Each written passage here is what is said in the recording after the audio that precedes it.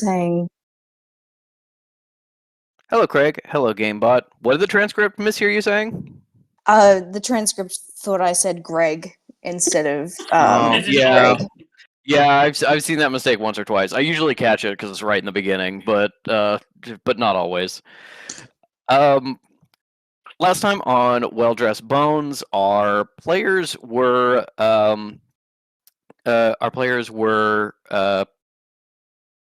well, celebrating.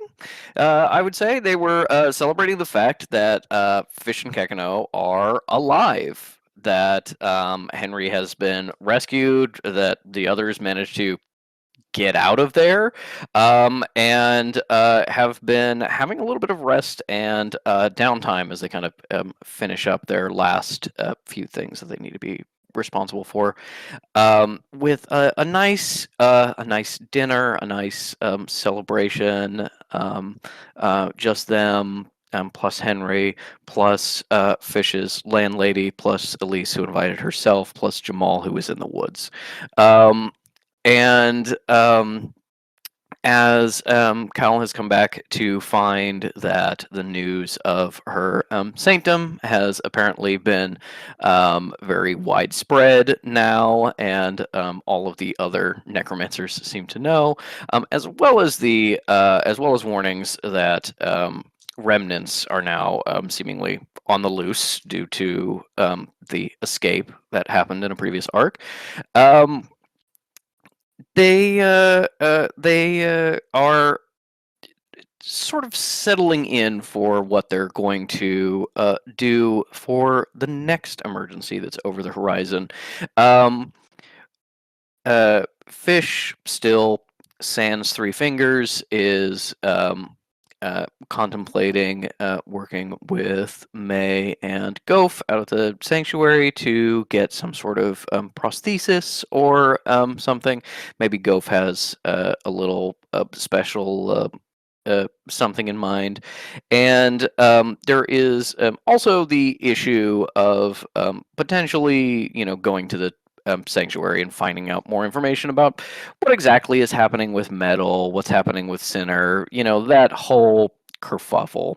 As it turns out that not only is Sinner being blamed for Metal's disappearance, but the society, thinking that the sanctuary has not been doing enough, has posted rewards for information leading to Metal or Sinner, and is sort of threatening to force the sanctuary to cut off the party as Sinner's theoretical accomplices, not seemingly based on very much, other than that they just think it's true and they have the power to do so. Um, there is also on the horizon a number of things happening, not quite yet, but in the near future.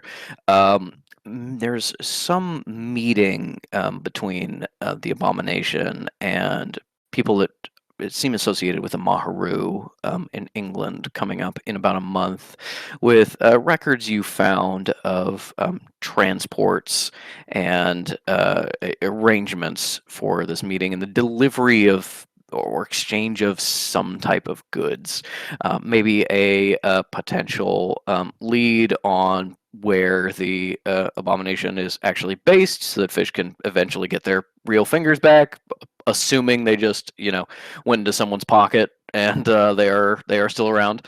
And also, you know, finally figuring out how the regent ties into all of this, as he seems to be leading or instructing the Maharu in some way, and they've been responsible for a number of mysterious happenings, especially deaths or assassinations or capturings or something of various gods and goddesses that Fish has been tracking for a little while. Um, and May also, in the near future, has a meeting. Kalor has asked for her help authenticating a Egyptian artifact as part of a sale. She's currently in New York, and this is both a professional opportunity in which May can, maybe do a favor, maybe make a little bit of money, but also have some leverage to maybe get a little deeper into the Maharu and figure out what's going on. And with that, we open on the, I believe, morning after the party, as I believe you all went your separate ways at the end of the night. As the Fish and Henry walked May and Kel back to the temple. Okay. As the sun first starts to peek over the horizon a little bit, and Fish and Henry and Kakano find themselves waking up into the new day. As Fish wakes up, perhaps, sees Henry kind of getting out of the little getting off the little pull-out couch you have in your small little rental, realizing maybe for the first time they're like, oh, he's here still. Like, Yeah. I may wake up in the morning and my son is still here with me. Sort of feeling some thoughts about that for the first time. Certainly. But also, and it means a lot to them. It's also very scary. And yesterday they feel that they fucked up real bad, but also like, he still put up with you. He's still here. We're just gonna be cool, but for real this time. And so Vish, leaves Kekano tucked into bed. He's snoring, I'll bet. He's on his back and his little flippers are flapping in some sort of dream as he goes, yeah. Yeah, gives him a scratch and it's like, yeah, nice.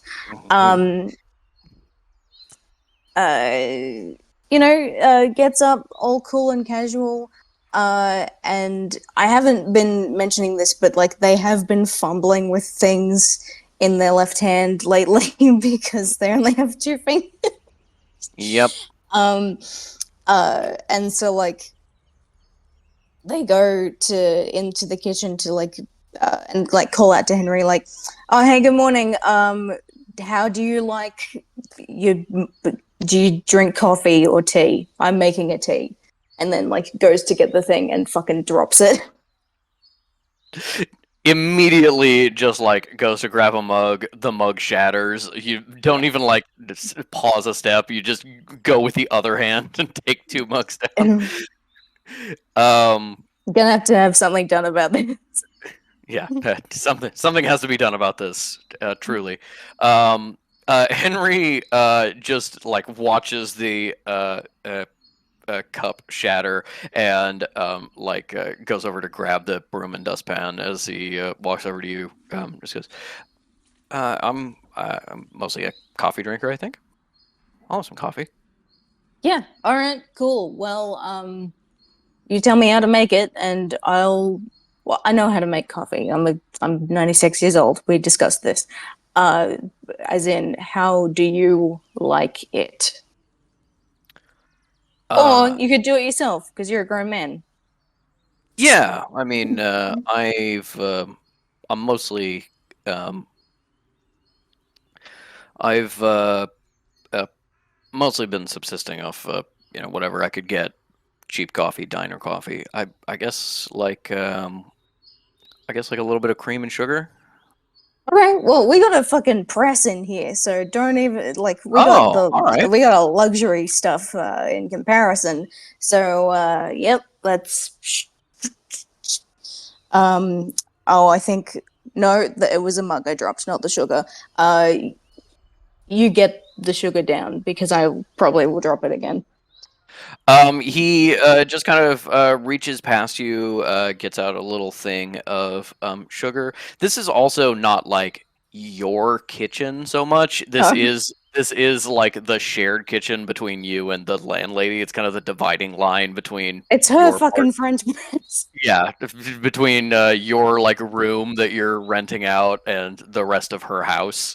Um, but yeah, you Henry gets down the sugar for you, and you start making some coffee. You just kind of like casually chatting about last night, just talking about uh, uh, the people in attendance. Henry has some questions about kind of Elise a little bit as the party crasher, and is asking a few questions about kind of the town and uh, some people that you said hi to and introduced him to yesterday. Yeah. Yeah. Um, and I would like to say that every now and then Fish goes, ugh, and then like turns to Henry and is like, "Did you get that? The flash of Kekano's dream that he's accidentally psychically projecting to them."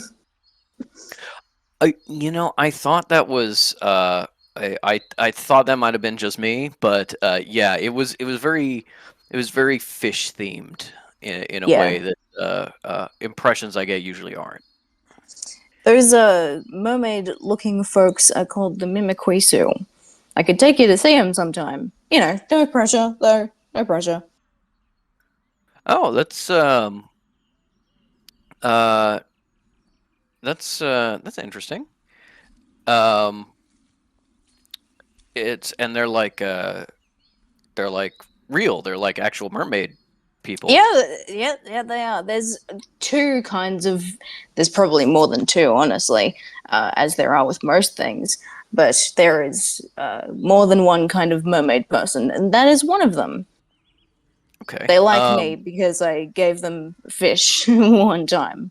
Fish is in food, not fish is in me. Oh, okay. Right. And I guess is it kind of like the fairy tales with like underground castles and stuff, or is it more like Um, sailors on the rocks kind of thing? yeah, look, I haven't seen any castles myself, but I think like there's nothing wrong with hopes and dreams. Yeah, I get that. Um, so I guess that kind of begs the question, like, what else is real? We've talked a little bit about sorcerer stuff, and Yeah, yeah, we have. I'll be totally honest. I'm still kind of wrapping my head around the god thing.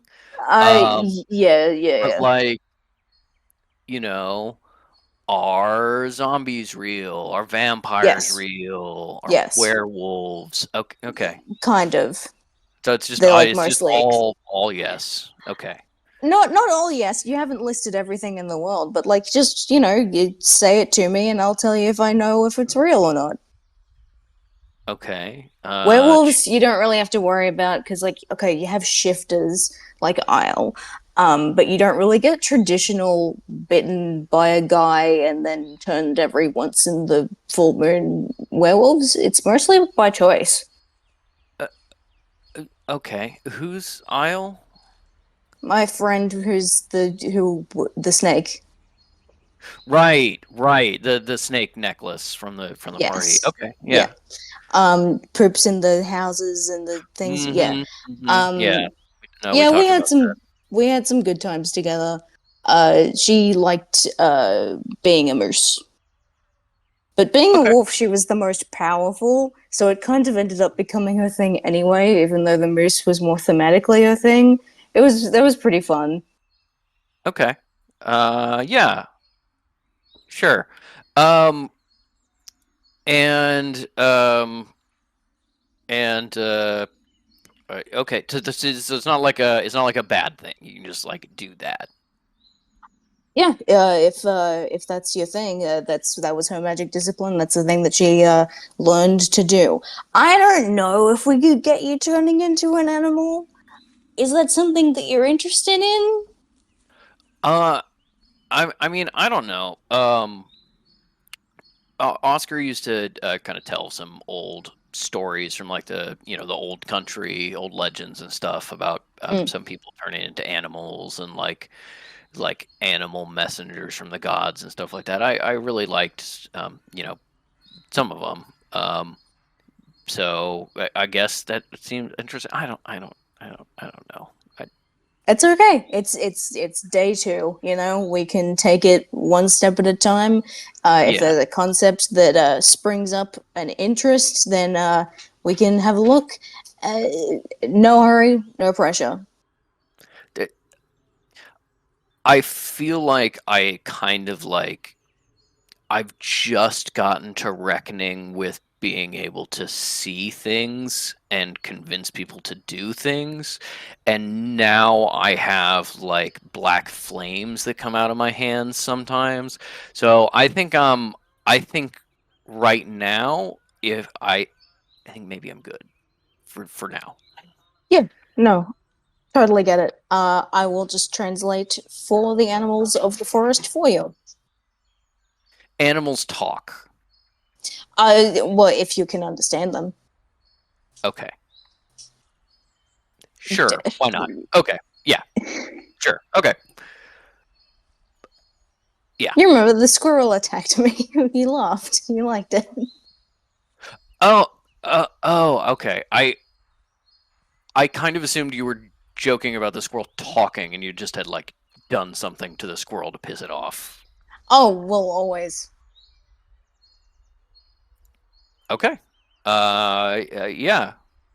Here's your coffee. Just like companionable silence for a little while, kind of like broken by Tekino's kind of excited whimpering in bed. Um. Uh. And as you uh kind of find yourself maybe not really like doing anything, but just kind of like looking at your hand where your fingers should be, Yeah. flexing the fingers you've got left. Um, And Fish is uh, like, this is not as cool of a symbol to do. hmm This is like, what am I supposed to do with this, loser? Oh. Is um, it? Uh, um, uh, yeah, I think Fish would like to ask, just, on the topic of Black Flames, Jonas, you haven't, if you get any, like, sort of messages from him, whether it's a dream and you're not sure it's real, it doesn't matter. It's probably best to let me know about it because, we're the ones who are the people who are after that guy. yeah, no, yeah, Not to delve into your private internal monologue life. I understand. Just if he comes knocking and going and saying want to make another deal, let's just have a discussion about it first. yeah, no, no, definitely. That's yeah. I, I'm I'm right there with you. Yeah, yeah. Good lad. I got this, sort of out of desperation, I guess, to help save you. But I really don't think I'd be doing that again. And Don't I don't think I I don't think we really need a I don't think we need a different we need a second time. no. Um, the first is so memorable. Why would you want one? No, I appreciate that you did that, Henry. I think it was really good and brave of you. I would never think less of you for doing that. It's just that we want to be safe. Yeah. No, it's. it wasn't fun having him in there.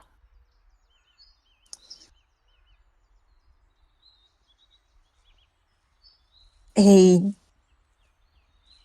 he literally possessed me. I let it. I said he could, but that was before I knew it was gonna be as bad as it ended up being. So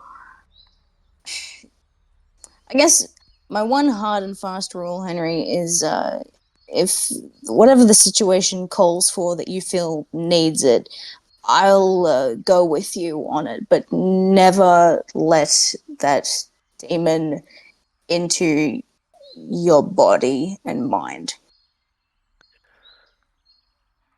I I understand, Fish.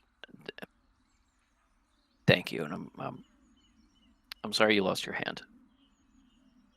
I still got the hand part. It's just the fingers. But we'll work that out. May and I will think of something. May will do the thinking, and I will just stand there. Yeah, I kind of got that a little bit. May seems very smart. May She seems, is. yeah. I'm I'm really glad she figured out how to rescue me. You all did a lot to help rescue me. There's kind of like another pause as you're sipping coffee, and then seemingly still thinking about it. He goes, "So you were possessed by like a rotting skeleton man, and it was worse than you thought? Like you didn't like that happened, and you No, didn't go like, oh, this is no, bad." no. Henry, my body was the first pick. He could have fucking stuck with me and have been this good looking forever. He chose the rotting corpse afterwards. Oh, okay. Well, that's probably gonna hurt, right? I know, right? Yeah. Nah, it was stuck in a big fucking skeleton beforehand and wasn't mobile. Uh, I think anything would have been better than that. So on one hand, I get it, but on the other, could have been me all the time. Not that I want to be possessed all the time. It's just an ego thing. I'm comfortable admitting that.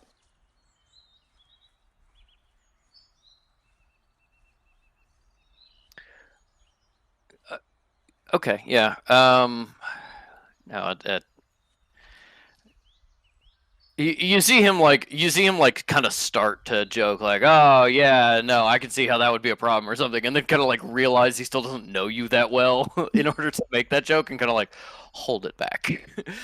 Okay, Fish does not say this, but like tries to put an expression on their face that says, "You can joke, you can make jokes, and I'll enjoy it."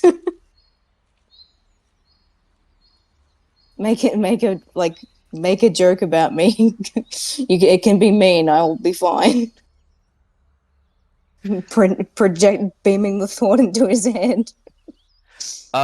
Because he has very high insight. He um kind of gets that vibe from you, and uh he just kind of like a little pause, kind of like looks around for topic of conversation, and then like grabs the sugar and puts it back on the shelf and is like, "Let me get that for you, Butterfingers." Yeah, no, nah. I probably should be just using this one for a while. Good thing I'm maybe dexterous. Oh yeah, no, that's good. Get back your barnacles. Oh, it's the barnacle dream again. Yeah, why are That's the a barnacles? recurring one. Why are the barnacles fast? Like the barnacles. There's famously stay in one place. They do, but there was an incident where there was a barnacle that was fastened, to a rock and it was thrown. And so Kekano perceived that as the barnacle being the one who was moving fast, even though it was the rock and the barnacle just happened to be on it. You get what I Right. mean? Yeah. No, sort Yeah. of like, yeah. No, I guess if you think of something as fully stationary and then you see it move really fast, that can be pretty disconcerting. Yeah, and it was only the one time, but one time is all it takes. Right. Okay. It's a little weird having a brother who's a magic construct seal. Uh, well, it's weird having a one as a son. So we're together on that one, kind of. Yeah. Thanks for the coffee, fish. Oh yeah, you're welcome. Are we going to the temple to see uh Caligulus and the other necromancers, I guess? If you're up for it, I mean, like they can be a bit of a lot, and they did all just find out that she's a saint. So they may be a little bit fanatic. But honestly, that's a positive because it means they'll be focused on her instead of you. And I know you don't really like being the center of attention. Neither does Caligulus, but uh, well, I'm happy that people are seeing, how cool and powerful she is, even if she hates it. Anyway, yeah, we can head on over when you like. Yeah, let's let me get to Kekino up. You I don't think you can read it. You can sort of see like the double glance at you after what you just said before Henry walks over and very gently goes, Kekino. Kekino. Uh, the barnacles. Oh, it's okay.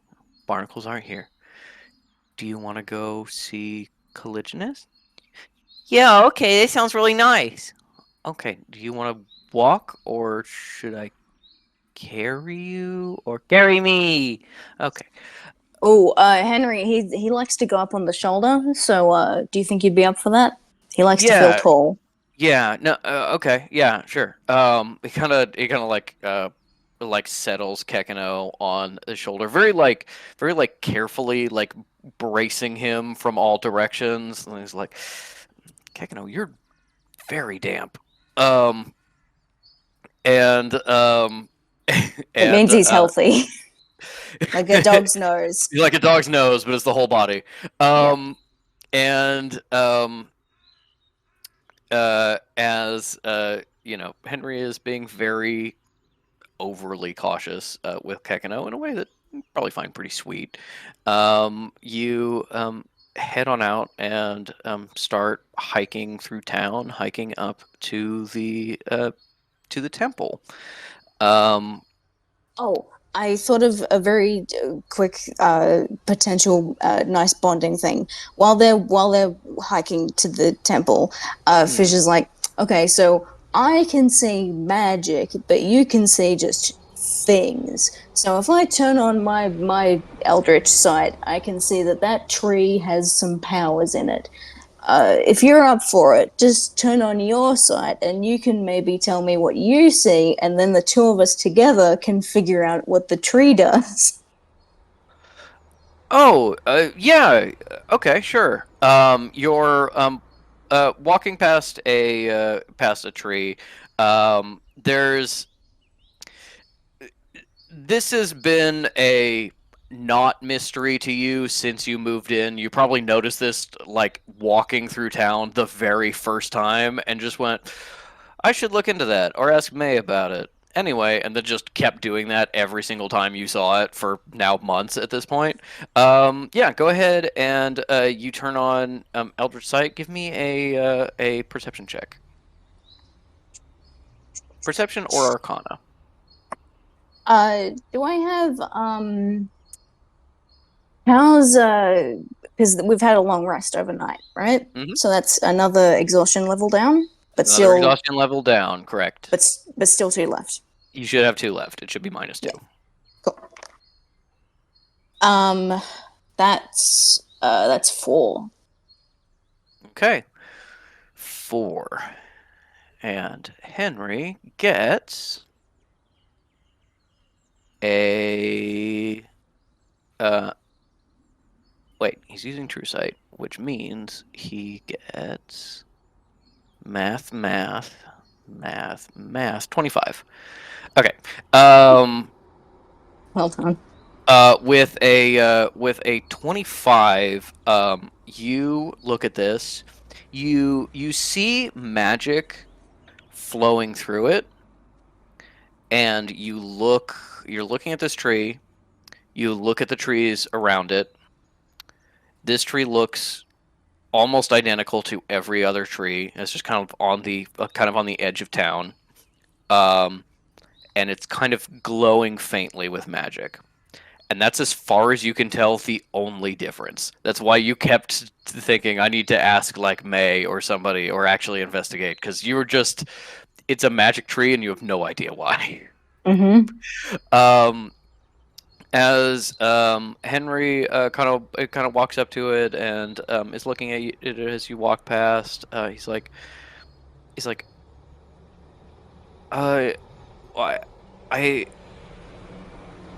it's kind of weird because now I see like normally out of one eye and then with like the magic thing out of the other eye, so I can kind of compare.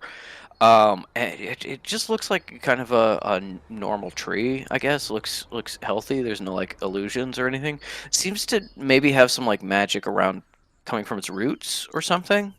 Huh. Yeah, I don't know. I see like maybe there's something underground, like with the tree where it was planted, or something. Yeah, Yeah, maybe a I'm not totally sorcerer sure. planted it. Yeah, a magic person probably planted it, and that's why. Yeah, no, maybe. All right. Thanks for helping me out there. Um, as you walk past the tree that May probably noticed last time she was visiting, it was planted with a symbol carved in a stone so that it would grow into be a like predator repellent that would just keep wild animals from walking into town. It's like a purposeful part of this semi-magical community that they made. Having not shared that with anyone else because nobody ever asked you. um, Henry and Fish and Kekino start heading back up to the temple.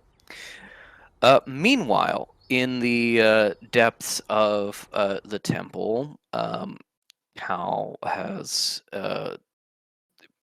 probably woken up early. It's weird because she's mostly nocturnal when she's here, but between the exhaustion of the journey and Jamal kind of been forced to go to sleep at like a somewhat normal time. So, instead of being up all night, you wake up at like 4, 5 a.m. Got like a solid like 4 hours of sleep, which is a lot.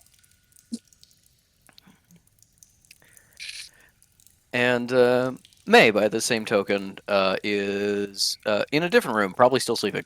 I was gonna say, is May in my bedroom, or did she go to like the bunks? I think there is probably a in progress room that is like this is going to be dorms, but it isn't yet. So it has like a door, and you just kind of dragged a bed in there, and there's nothing else in there. But it allows May to have her own private room, just without the amenities. I mean, unless Cal wouldn't May.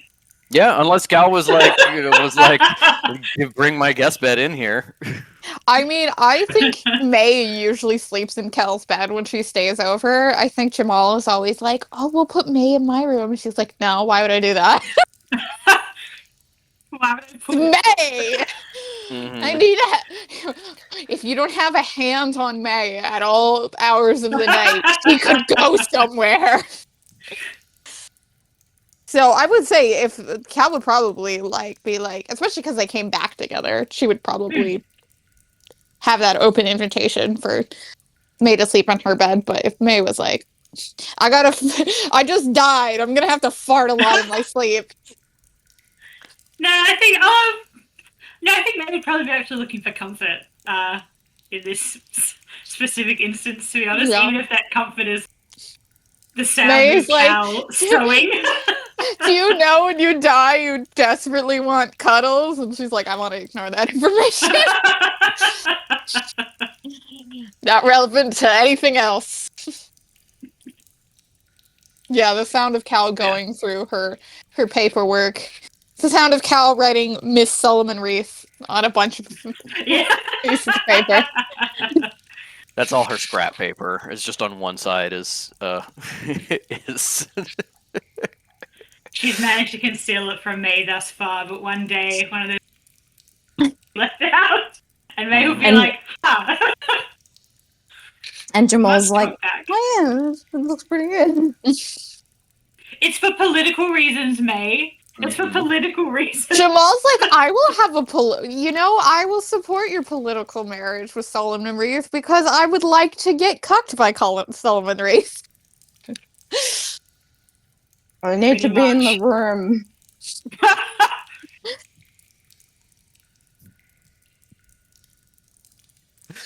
wow. But yeah, May's still sleeping in Cal's bed. Okay.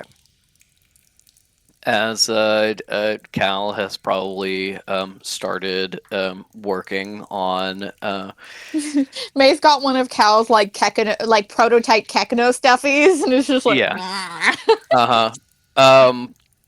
As Cal has probably sat down at her desk, goes to do the work of doing the temple, takes like the first 3 letters congratulating her on being a saint, skims them, immediately goes, she doesn't want to deal with more of this, and, she would have prioritized push- reading all of the stuff from Reese, by the way. I'm just putting that out there. Yeah, she pushes that over and starts working on other stuff.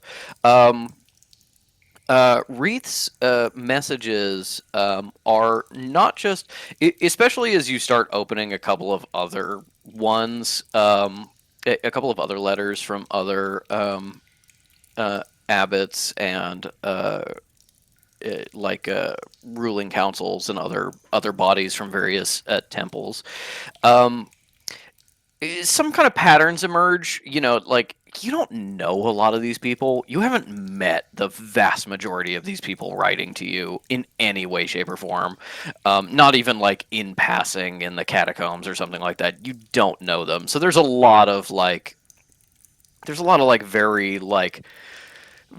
formal, kind of form letter, congratulations on your recent appointment kind of thing.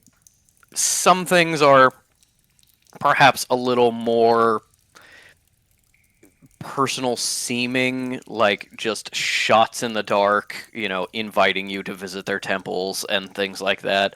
Nothing that super interests you, but She's got like graduation notices from random high schoolers, Yeah. hoping that they'll send her money, and then she'll Mhm. send the money. there's an invitation to officiate someone's wedding.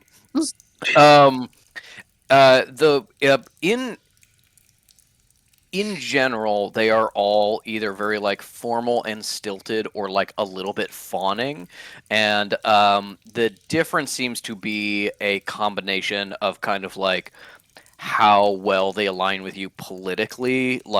Very conservative temples that you know by reputation are very much congratulations on an event. Just like 2 sentences of just, here's the base level I could get away with, while other ones that are perhaps more liberal, or especially if they're kind of smaller and not very politically powerful or have a lot of money, are kind of like, hey, congratulations, that's so great. We look forward to reading anything you publish in any of the newsletters about necromantic theory or religion coming years. Just a little fawning, but not in a way that appeals to you. You have two letters that are technically from Solomon Reith. One is on behalf of the Council of Progressive Temples in Europe, which is very formal and is like, congratulations on this accomplishment. We're so glad to have you as a potential member of our association. Please reach out to us at any time for advice or things like that. Like a letter seemingly not coming from a sense of inferiority that you have this title, like genuinely wanting to work with you.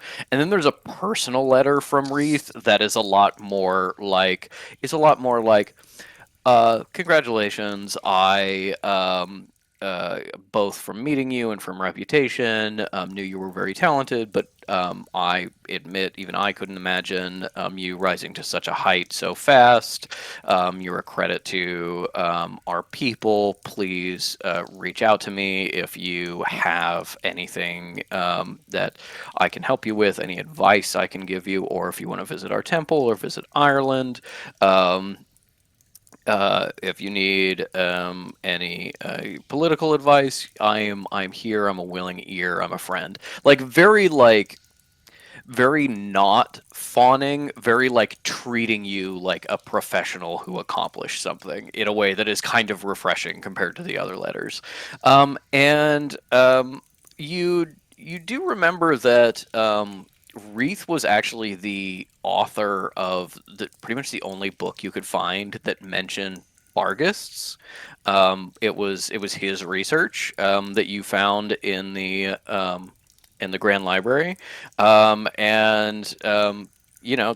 it wasn't a ton of information. It wasn't super deep, but he was pretty much the only one writing about it. So you could absolutely use this as an opportunity to send a letter back saying like, "Hey, I would love some help with a Bargus problem," or "Do you know anyone who can like get me information on this organization," or something like that. You can use you feel after this letter perhaps a little more comfortable potentially using Reith as like an information resource in a time skip or not in a time skip going forward. And as you finish reading this, maybe write a few notes to yourself about what you may plan to do. There's a soft knock, and Jamal pushes in with a little plate of breakfast and a not like currently steeping tea, but like hot water and a couple of different tea bags for you to like choose to have tea if you want to.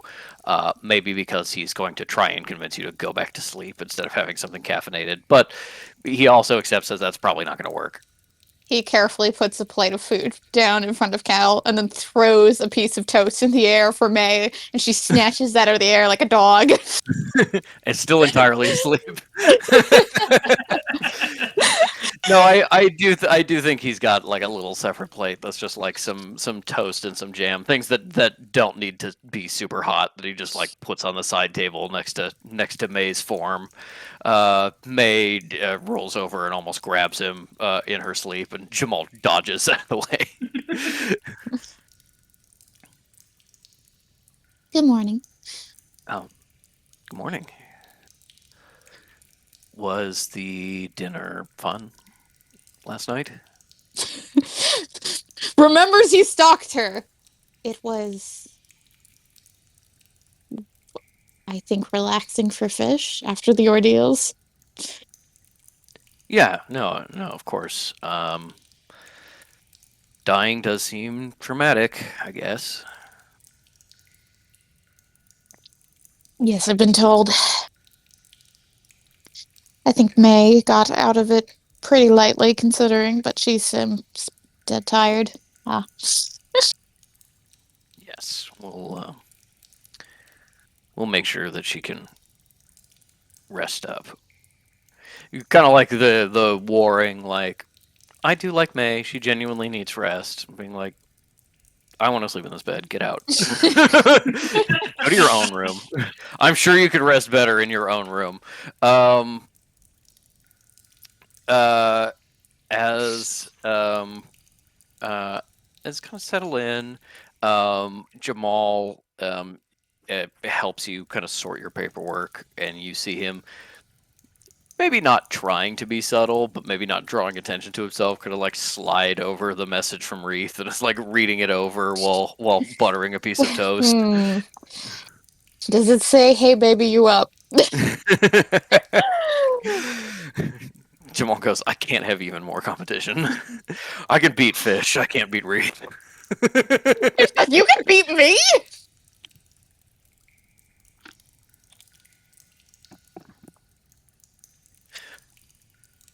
It's actually like rock, paper, scissors. As you and Jamal start the work of the day, and May starts to stir, he fills you in on the general comings and goings of the temple. He tells you about the people from Arlak and how they're settling in. He talks about how there was already a assassination attempt in the temple, which have been happening fairly often. This one was most likely triggered by the news of the sainthood and does not seem to have been a particularly serious attempt. But Adrienne has, of course, been doing rounds because of it, leading to her hiding in a bush outside when you guys had just come teleporting in. Just kind of like, keeping you abreast of what's been happening. Give me an insight check, if you wouldn't mind. This is still -2 for exhaustion.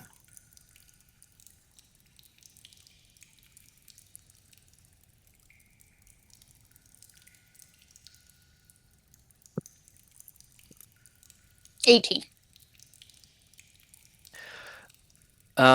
All right. With an 18, I think you realize that when you come back before, there's been a lot of not just I'm so glad you're safe, and also here's the business of the temple, but also like I missed you. Here's how I've been doing, things like that. And it's not that it's not present. It definitely seems to be a lighter presence than it was previously. And you maybe remember the tense interaction with May regarding Sinner. Jamal may not be doing super well and may be sort of sparing you from it after your ordeal. Cal on that check is like, I've been coming up with some ideas to handle this metal situation and get a Sinner out of hot water, as it were.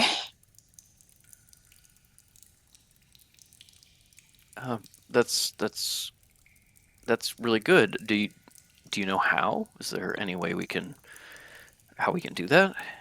Well, Sinner can't turn in metal, but he can turn in a metal. So I was thinking, Chantilly. Yes, we can either have. Right? Yes, Miss Chantilly.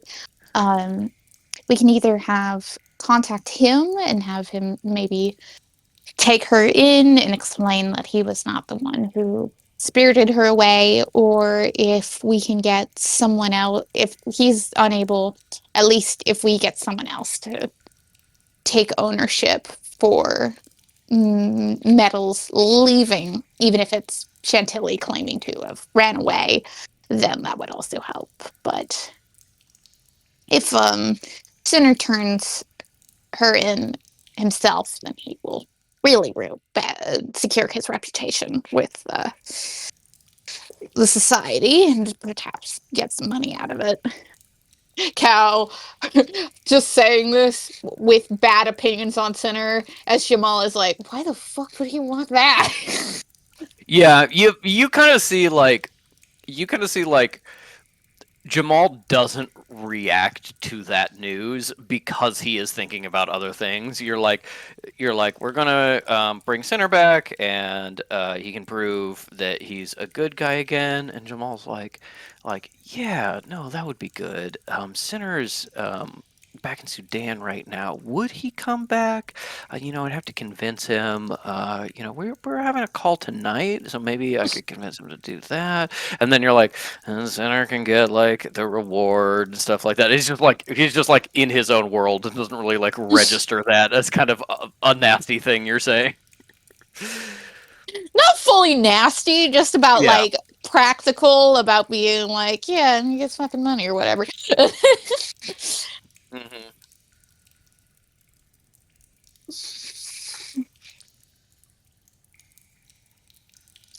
Yes, I'm going to have Fish reach out and call the Reflections hopefully today, so we can start getting that worked out.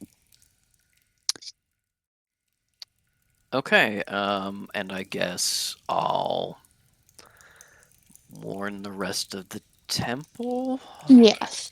I was thinking for the password, there will be no password, but you'll all prompt her for a password, and she'll get really frustrated trying to figure out what it would be. Okay. Sure. That makes sense. So we're potentially dealing with the fact that there's going to be metal, a different metal, but a wanted metal here. Mhm. I think we can deal with that. Obviously, that your followers have a lot of trust in you. So if you're sheltering a friend, they're not going to give you away. But We'll then disguise her too. It's fine.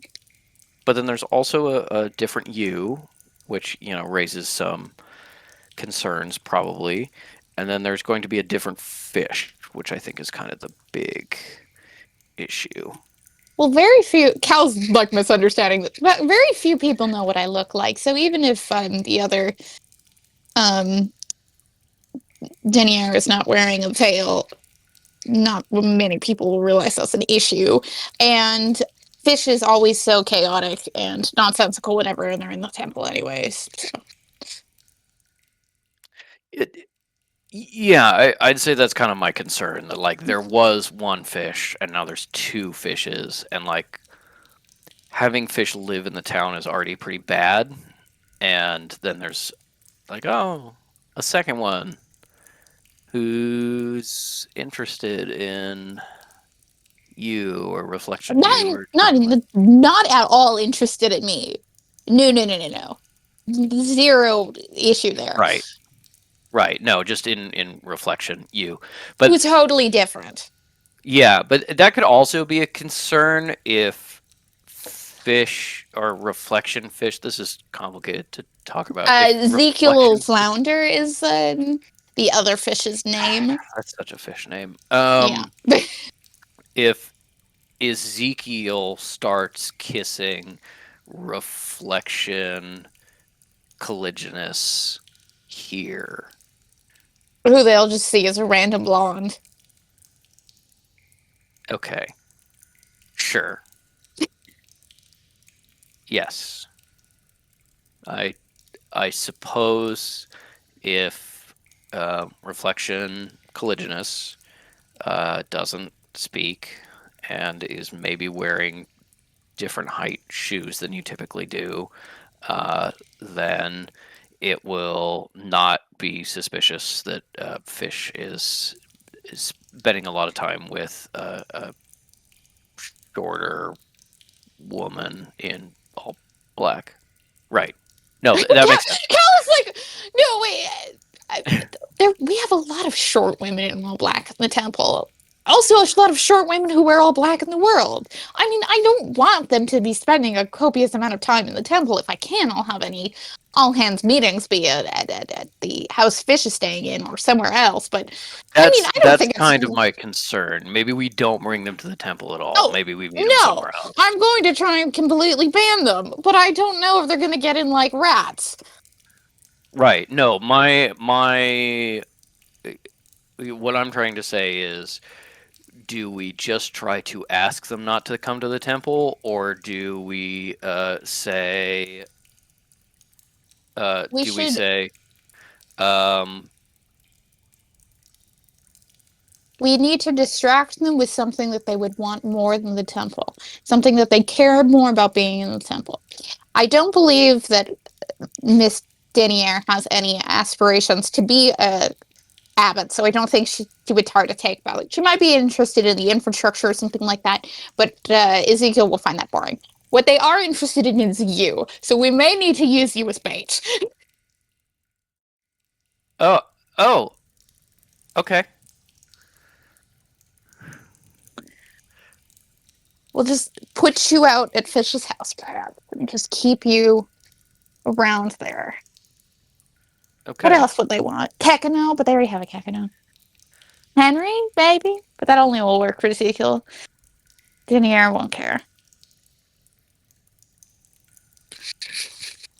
Okay. And we're bait. Okay. Wow, bait. Sorry. We're okay with the meeting being on the same mountain across town from the temple. We're trying to keep them out of the temple. And also to be clear, like, yes, we're trying to lure them away from the temple, but do we say, like, hey, if you see a short blonde woman, don't let her in. If there's another fish who's acting weird, stab them. You know, what procedures are we putting in place? Anyone pretending to be me or should be treated with suspicion and used, the password system I was mentioning. And Fish just proceed how you usually would with Fish. Try to not let them get into anything important. Like a rat on the pantry. Okay. Or a cockroach. Jamal, you are bringing up a good point that if we could try to find a third-party location or all teleport to China to have this meeting and only bring Chantilly with us, that would be ideal. But I don't know if I described this, but Chantilly can't survive without Denier's presence. Right. Yeah. No. Yeah. You told me that it's sad. I think. Mm. You don't think it's sad? It would. I would. If they all died, it would probably be a relief. It would be sad if the other Kekano died. That one I'm trying to see if I can get isolated. Wouldn't it be Jamal nice looks if we like had he our has own very Kekano? mixed feelings about the things you're saying.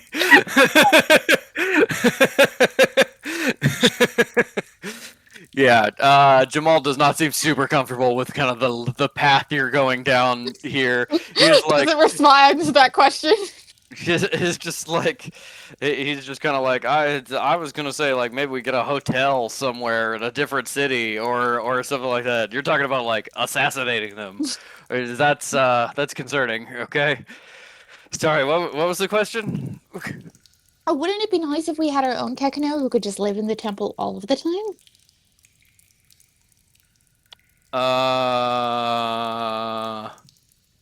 Well, you know what? We have Ricotta, and that's similar, and that would not be fair. That would not be fair to other Kekano to have to share affection with a cat. What affection That's, is anyone giving Ricotta? That's a. Let me double check his stats.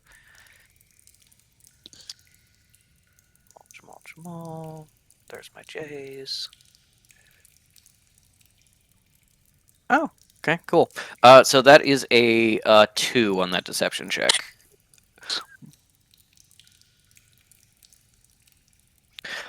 Yeah, he is grasping at straws, and you can tell instantly. With just like you're like, yeah, the Kekino of our very own. He doesn't want that. Hmm. He likes Kekino. He doesn't even want Kekino to live here, let alone a different Kekino that's just yours. Wow. Reason for divorce. Yeah, not wanting kids. You can't say you don't want kids, but I already have kids. Cal just narrows her eyes and is just like, all right. Anyways, no, I'll talk to Fish about it. They have some modicum of control with Ezekiel. Um, they claim Ezekiel will listen to them. I don't believe that, but we can see if they have any influence to keep interference to a minimum. Okay, just as long as you've thought about all the potential things that could happen, and you have, and you always will, and that's great. Is there anything I can do to make you more comfortable with this situation? I don't think there's a world where there's two fishes sort of on the planet and I'm comfortable. So I don't think we should work to my comfort level. I think we should just do what's gonna help you and the temple most. Cal laughs and puts a hand on Jamal's hand and says, "If it makes you feel any better, briefly there was only one fish for about a day." Yeah. I'm No, sorry you that didn't get to enjoy that. yeah, no, I only found out about it afterwards. You feel like there would be like a sense of calm, something in the wind. You'd feel it. But no. Sorry, I'm just getting sentimental again. I understand that. Cal, mostly because she's a fucked up weird hater. She's like, we could have a dead fish day where I just pretend fish is dead. That makes you feel better. You see him considering it. No, I think I'm okay. I understand you were planning on going to the sanctuary for something today, or maybe Fish and May were going to the sanctuary today. I was going to accompany them if I had the time. Ah, of course. Well, you will be hopefully pleased to know that the brother Umbra, the new Right. person from Arlac, has helped our brothers and sisters put the finishing touches on the piece of machinery that May so kindly donated to us. So transportation between here and the sanctuary should be a lot easier now. Excellent. He is talking about essentially a piece of arcanotech, like lightly based or integrating some principles of ancient technology that May did that May started working on over the 2 years and just kind of never fully finished just because she had her own things going on. It was before she ended up traveling to England and then to Sudan. But it's essentially a teleportation circle, like what the sanctuary has to its outposts. You will be able to travel between your temple and the sanctuary instantaneously, but only between those two places. That is the limitation of it. Just a path back and forth. Cal goes, and how are you two getting along? I remember that there was when you met Umbra the first time was trying not to say like y'all were fucking being weird and what's the word? Not confrontational. Like They're like tea territorial. talking. Yeah, territorial. Yeah. You see Jamal kind of like stiffen, and he says, I appreciate all of my necromantic brothers and sisters. You can tell me the truth, Jamal. I didn't He's even know. he's been a little more tolerable because he seems to have shifted into an Elise phase again now that she's visited. He was absolutely unbearable until yesterday afternoon. Oh, I'm sorry. See, first, she is single, and secondly, can you believe that anytime I try to bring him up, she insists that he's only ever been interested in me? Like, I am only what is often offered when she is thought to be dead. It's ridiculous. I'm gonna do Jamal. Oh my god. Jamal rolled a 2 and then a 3 for his last 2 checks. I was like, I'll do an insight check to see if Jamal notices that this is like a point of contention, a point of like friction with Cal. And he got a natural 19 for an 18. So actually, yeah, really Jamal's rolling like, good I when it counted. understand jealousy.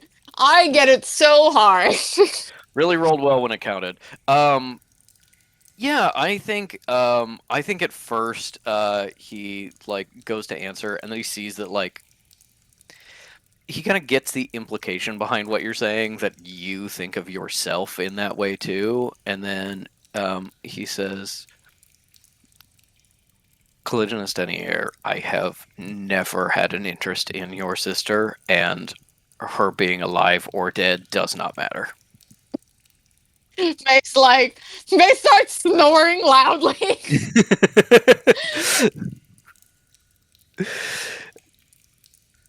If Okay. other people have that problem, that's on them. And if we could be honest about your sister for just a moment, like tiptoeing up to the issue of being like, you can criticize your sister all the live long day. I'm about to, so I'm being a lot more cautious. Is like, your sister may deny someone having a crush on her if she doesn't find that attention flattering from that person, is what I would assume. Kel, I think gets kind of blushery and stammery when Jamal says that. I wasn't trying to look for some sort of compliment or anything like that. I was just saying it's an annoying thing that she does. It's just not. Of course, she doesn't care about Umbra, and but it's not supposed to be. Oh, I only want the most appealing people kind of thing. She isn't is trying to, I don't know, hype me up or something like that by saying it. I just think it's ridiculous because obviously anybody with eyes or sense would know that's not the case. And it's not like she's ever trying to like take ownership of you or even like May or Metal or Fish. I mean, she may have tried. I don't think it would work.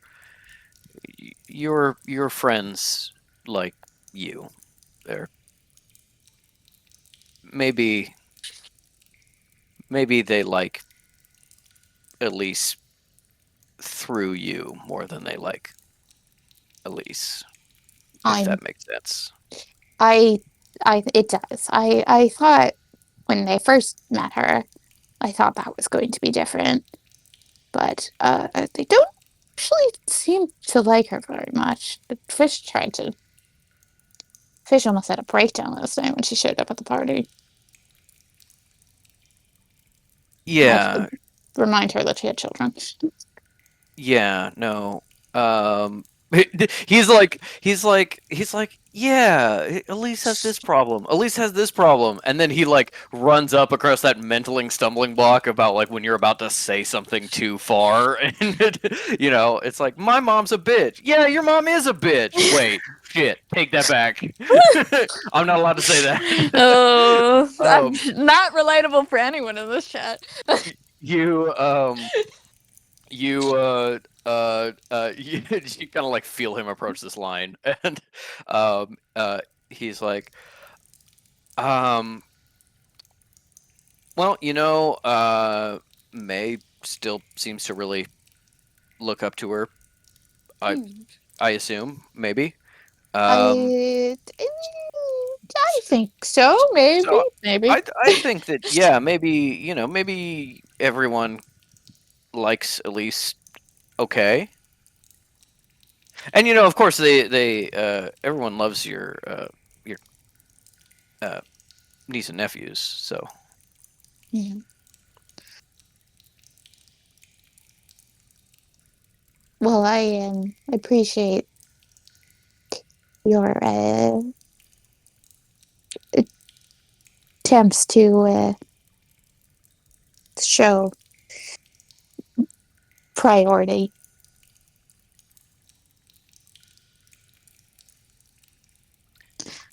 You are my priority. And this temple and our brothers and sisters. I mean, that's not too surprising. You are an intellectual. Yes. I'm your intellectual. And then he kind of like puts a hand over your hand and gives you a little kiss on the forehead. I want to say Kyle does a turn to kiss Shamal on the mouth, and then out of the corner of the eye sees May has been like, May has rolled how to breathe naturally. covers over her head and is like, you suddenly make full eye contact with her.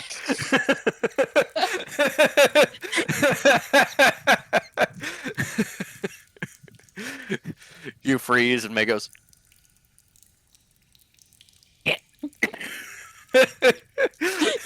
Keep going. Anyway, I'm glad we could have this update. I'll keep taking care of things. Yes, and introduce Umbra to the young ladies of the temple. Perhaps that can be taken care of. Yeah. No, that's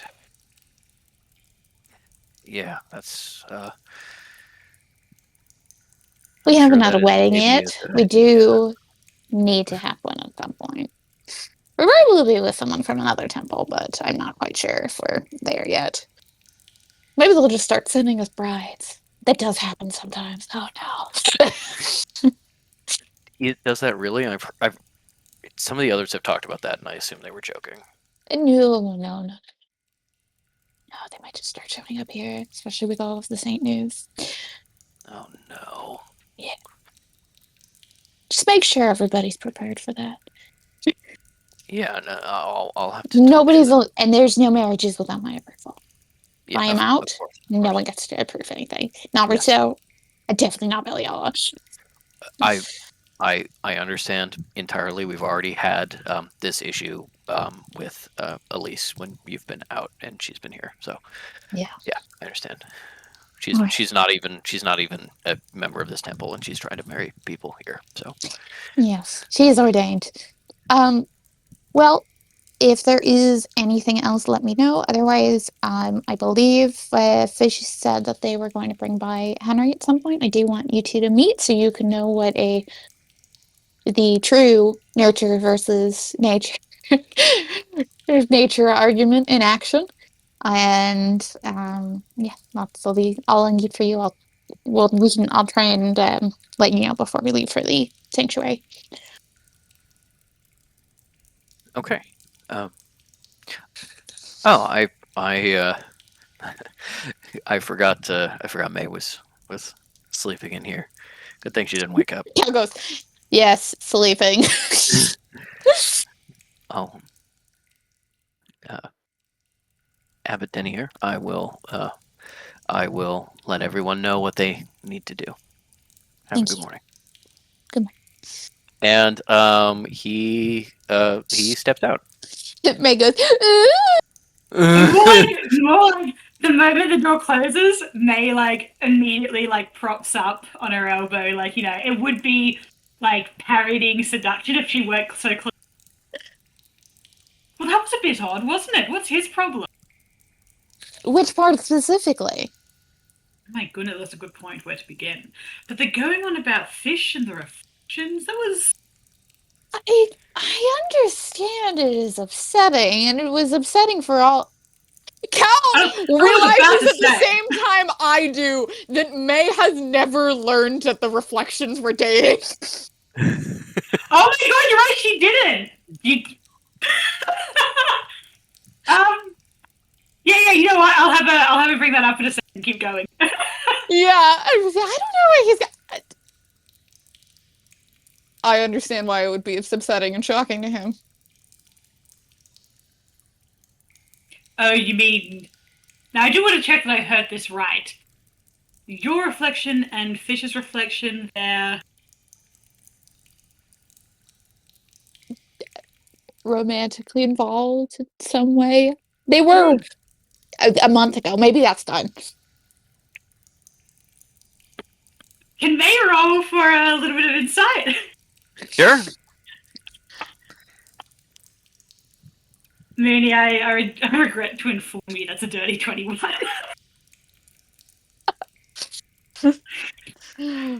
What did you learn? I was gonna say Patrick can add to this, but basically you get Cal knew this the whole time and has been deliberately hiding it from him.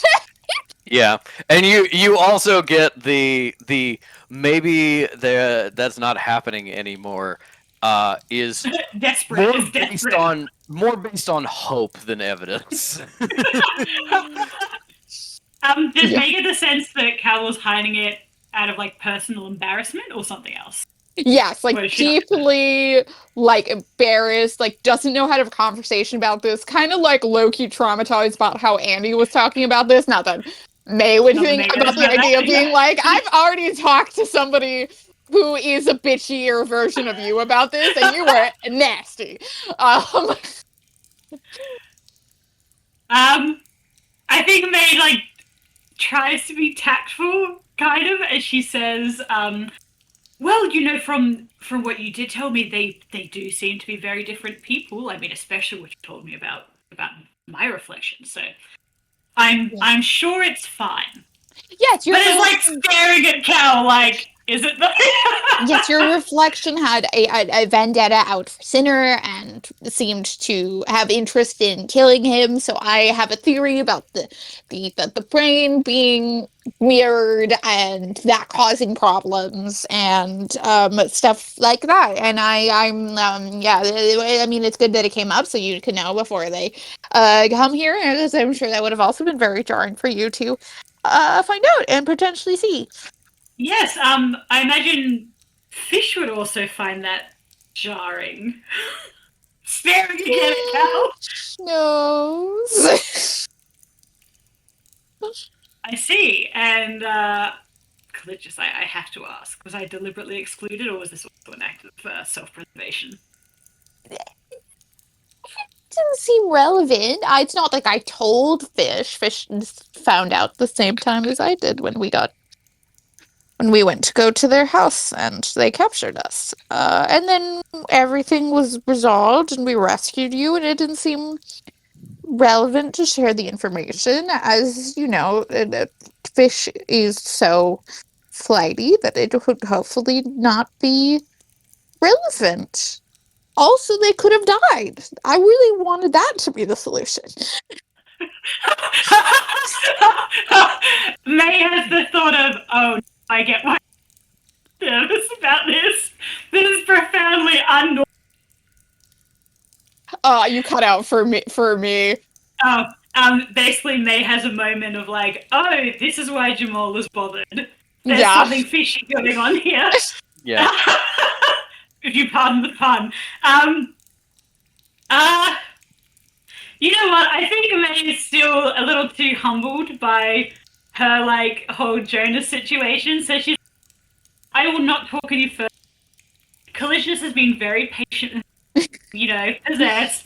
I will do her a solid and not now. Yeah. It says, May is like, oh, isn't it kind of weird that this is how you're handling this with your boyfriend? Shouldn't you shut this down more? And Cal's like, you are you!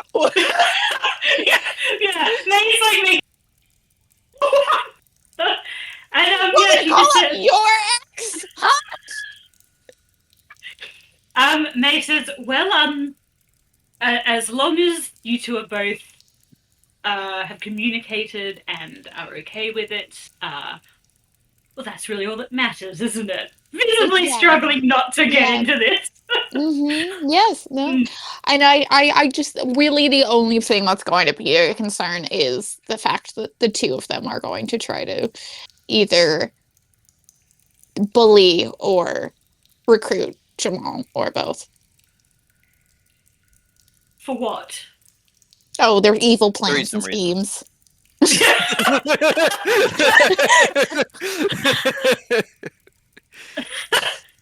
Well, Jamal's May's about to say, Jamal's a grown man, he can take this. Well, we'll keep an eye out. Yes. We'll make sure he's comfortable. No, based on the upper comments, I'm not feeling incredibly confident. Well, that's a bridge we'll burn when we get to it. Maybe they'll be on better behavior if Henry is there. Maybe Henry can Maybe. act as Jamal's chaperone. That's a consideration. It's certainly an option. Is that toast? Oh yes. I'm just going to. Yeah. Cal has her like tea, and it's just basically like I can't remember. Yeah, she has her tea, and it's like, you know where the kettle is, whatever. If you need it, if you want any of these, so yeah, they're just nibbling on their breakfast, and I think that's all we need for this scene. Yeah. May burning with vicious curiosity and judgment. I'm a changed woman. I know, like. May putting her pieces together about being like, wait, so Fish found this out on Christmas Eve, which is when they came to my room. Oh, I see. Fish Yeah. says I needed to fuck these feelings out of me, and that's why I went to May. Just like entirely the wrong conclusions with the same Totally information. understandable. I mean, have you seen me? I totally get it. They have always expressed an admiration for me. I am a good friend.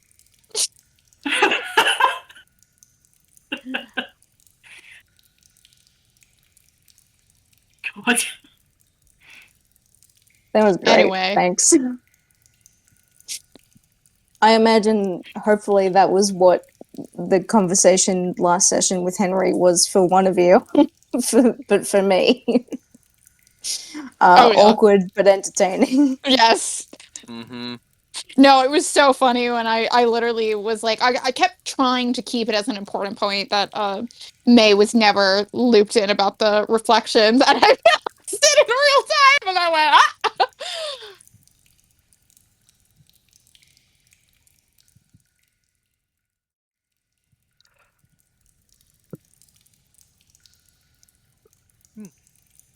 Then, as you start your day, gossiping about Jamal, getting up and getting ready. Fish is currently at the entrance with Henry. Adrienne is holding a knife and saying, Patting them down. for the last time, I am supposed to keep you out of this temple unless you can give the password. What is the password? Open sesame. No. They're an imposter. Stab them. I'm not gonna stab Cleric Snapper. Thank you, Adrienne. There's a new security procedure. I think we'll have to let the abbot know you're here. Oh yeah, no, sure. I don't know why she didn't tell us about it since we're so important to the temple and all. Cal goes, I also didn't know about it. What happened is you said we're going to do new security procedures to keep reflection fish out, and Jamal immediately told the security team and Adrienne as soon as he left, so it went into effect before actual fish was there. And now fish is being questioned about something they know nothing about. And Jamal goes, oh no! Oh no, that definitely wasn't on purpose. Yeah. Oh, it sucked. And fish with their newfound paternal instincts are like, aren't you like 6? Why do you have a knife? Where's your mother? My mother is helping in the kitchen today. Good for her. Yeah. She gave me this knife. Oh, Henry, do you want a knife? Is that a good present? Like, is that something that you'd like? I had a knife for a long time, kind of for sad reasons, but yeah. Okay, it I'll doesn't take a have to knife. be a sad knife. It can be one that you like. Yeah. Oh, you know, I guess maybe we keep an eye out. Yeah, all right. Hey, kid, give me your knife. No, I will not relinquish Excalibur. How dare you? Scallop. Okay, whatever. I didn't want it anyway. Then why did you ask for it? Because you shouldn't have a knife. You're like 6. Circular argument. That's how I work, baby. Appeal to authority. Well, yeah, you work for the authority. Ad hominem. as Cal eventually gets up there and is like, "Oh, this is real fish. Real fish can come in." Yep. Oh, Hey, Dania. Yeah, your little gremlin. What's the password? What's the password? Do I tell the gremlin? Wait, what password? There's a password. Oh, I was told that there is a password. Goes to Adrienne and is like, what? Did you come up with a password? Did you want to? no, I was told by Brother Jamal to ask for the password. Okay. What's the password? Like kneels down, like goes in for like the whisper. You see Adrienne has a hand on the knife and very clearly doesn't want to use it and is like ever so slightly shaking as she goes, there might be a clone of Abbot Denier that doesn't know the password. I'm sorry. Security! Jamal comes out. No, not yet. Couple days from now, we'll do that. We're good.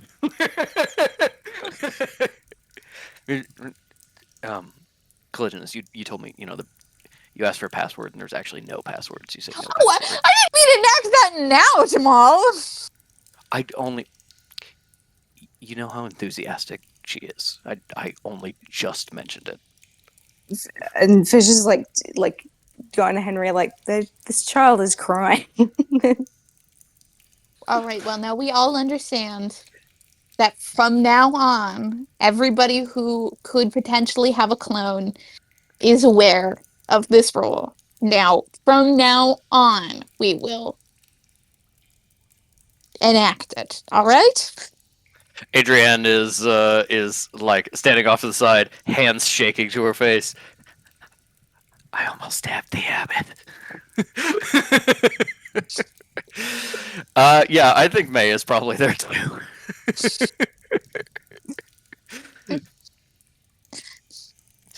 Hey, May May, is how's it inside going? security barrier. Oh, and also while this is going on, just so she can get people being pleasant to each other in a very weird interaction, she goes, "Oh, uh, Henry, oh god, I always fuck it with his last name. Malveda. Malveda? Yeah, Mhm. Henry Malveda. This is Jamal. What's his current title? Is he acolyte? Yeah. This is acolyte Jamal Tractate. Jamal, this is Henry. It's a pleasure to meet you, Henry. I've heard a lot about you.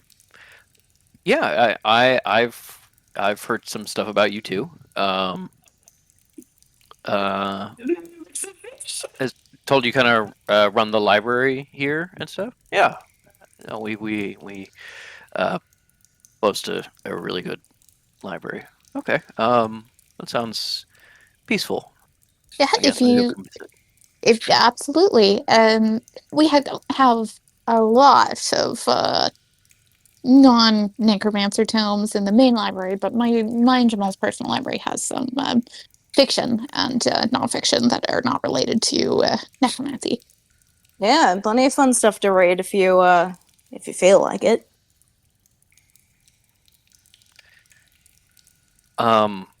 Is there anything about kind of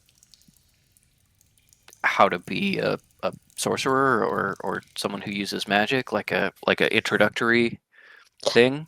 I have some. They're a little advanced. I don't know. I'd have some more He's a basic smart kid. He can side, do it.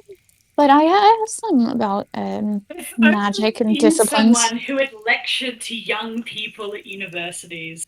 If only we knew someone who had educated Oh, the youth. May, if Oh, what only if- there was someone If who was such only. a genius would- among us. I would prefer a book over you being braggadocious, May. It's not Well, braggadocious, it's not for you to decide, Denier. That's for Henry. Henry, do you want to be lectured to by the great May Gladly? They put me off at Oxford, you know. And I did technically discover Tutankhamun. There is this moment where Henry is like looking between Fish and May, like caught in the middle, like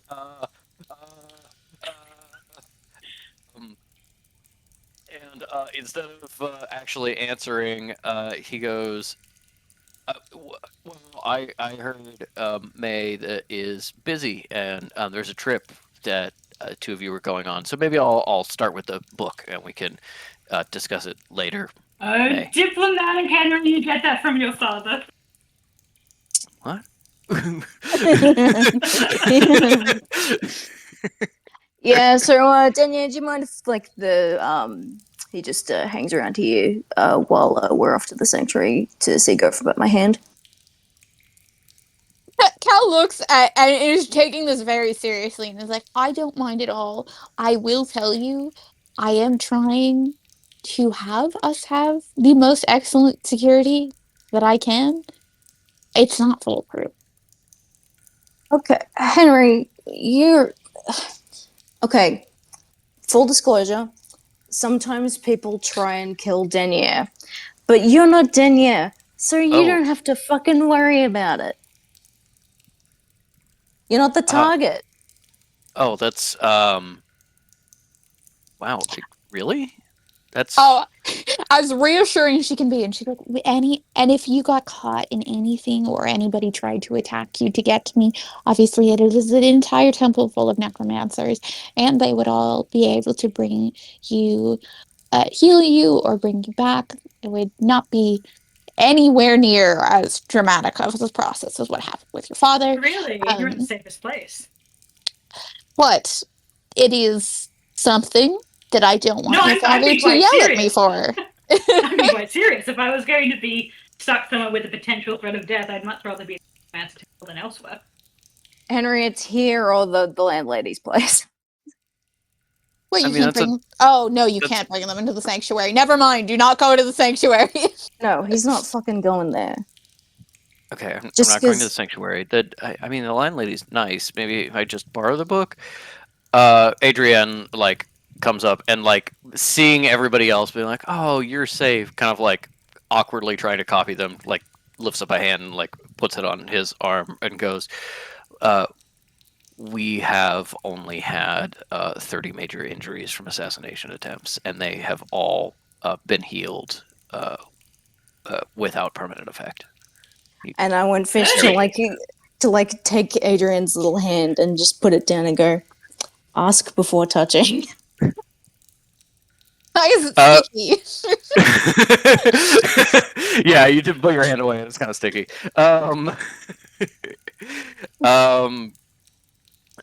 Henry looks. You're not sure if he looks more disconcerted by the touch or by this small child very seriously telling him how many people have been very injured recently in this place. But he looks from all of you and goes, "Maybe I'll just borrow the book and go back to the room. Actually, I think that would be best." All right. Jamal, do you want to go take Henry to my lodgings, get some of my basic books on magic? Yeah, of course. I'll take care of it. And what Henry, about do you me? speak any French? Henry, do you want me to stay here, or do you guys want me to come to the sanctuary? You might need to have Kekne, you might need to help translate some French for Henry. That's right. Henry, what languages do you speak? English, pretty good at Spanish, a couple words of other stuff. Okay, I'll stay here and help translate for you. Clayton. Clayton, come here. Mm. If I'm not gonna be there, you've got to make sure that Dad picks out a cool hand. I know that he's gonna want a silly hand, but you got to make sure that he's cool and that he can like grab things, because it's been making him really sad that he hasn't been able to grab things. Well, I didn't understand that would. I should have seen that would be an issue. I understand. Yes, I'll make it very practical. I'll try and see if I can find Jessie. She's practical as well. Yeah, to Jesse's May, nice. To May, Give me I can apple I juice. can grab things. You can grab whatever you want. I'll make it into fingers, whether it likes it or not. Hmm. I mean, I'm Yeah. assuming you'd want the Puff Master 3000 or something equally ridiculous. Always. Hmm. That's the pinky. A test of my engineering capability. I like that. Nothing you won't rise to, Miss course. Master Gladly. Okay, well, that's a relief. Then, yeah, I'll stay here with Henry, and we're gonna read books. And Wonderful. Jamal, yes, Kekino, if we could also get out my picture books on the bottom shelf, I would appreciate that. I've got a couple that I want to show to Henry. Yeah, Kekino, of course. No, yeah, of course. Thank you. Thank you, Track Date. I really appreciate it. Please be nice to him, or I'll cut you.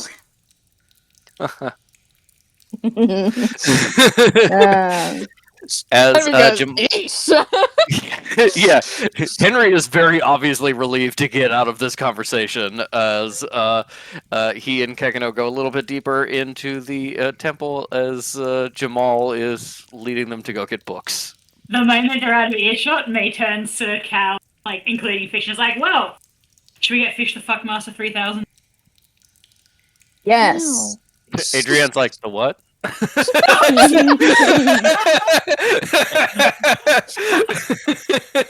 Stop hanging around here, small child. she won't listen. Look, I'm only calling it that because it'll fuck enemies up. Yeah. Isn't Yeah. that right, Fish? Oh wait. Yep. Mm-hmm. The Miss Gladly, I am 8 years old. I know what fornication is. Well, I mean, of course, but I'm not talking about that. the Fornication Master 4000 isn't like that. Doesn't have the same je ne sais quoi to it. Exactly. Do you like It's like my you'd be Don't multi-purpose invoke in my one way. language. Do you like the pronunciation? I've been working on it. It's not good.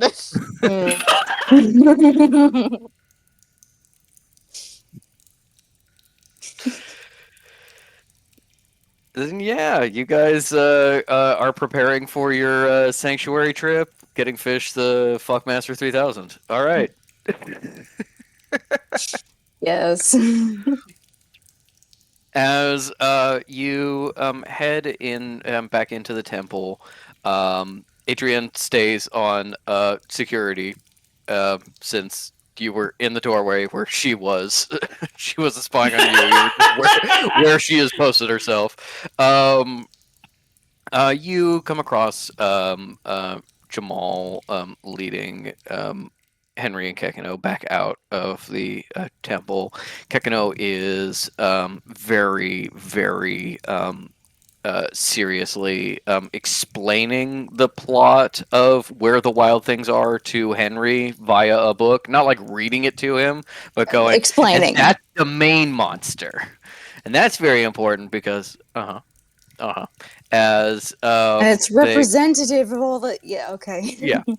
As they leave the temple, and the rest of you are ready to head out. May and Fish don't know that Cal's teleportation thing is up and running. May obviously knows it exists, but didn't know it's working now. And Fish may not know anything about it whatsoever. Fish does not, but May overheard the whole conversation, remember? Right. Yes. May has to pretend she didn't, because otherwise that implies she was awake. I mean, Cal caught her. Cal knows. Cal Yeah. knows. Okay. I think I would definitely be like, so who finished it? I thought I was. Can we trust their You work? briefly met him, I believe. He's one of my former, or he was one of my brothers in the Arlak Temple. Cleric Someone's Umbra. trying to marry you. Oh my god. No. That He guy. No, he didn't try to marry me. I mean, She we wanted might to, have been but interested. tried to apply some attempts. Yeah. Sorry, my mistake. I would not call him on your level, but you already did all of the groundwork, and I think finishing it off is in his capability. So I don't Have think you that used kid could this? finish It's been anything. used. Anything a woman started, certainly. But have you used it? no, this will be its maiden so voyage. Maiden voyage, right? Well, you know, whatever happens, happens. Really, after the last couple of days, this is a minor adventure at best. I think it'll be fine. I agree. And are you going to tell me at some point what this actually is? Oh, it's a teleportation for us directly to the sanctuary, which may be the last time we get to use it, depending on how everything with. Yes, it's First and last. somewhat of a Nice. security risk. Should we be locking it? Now, Patrick, is it two-way or is it just like I get to use it either way? It is two-way. It does not take you into the temple. It takes you to like the forest surrounding the hotel.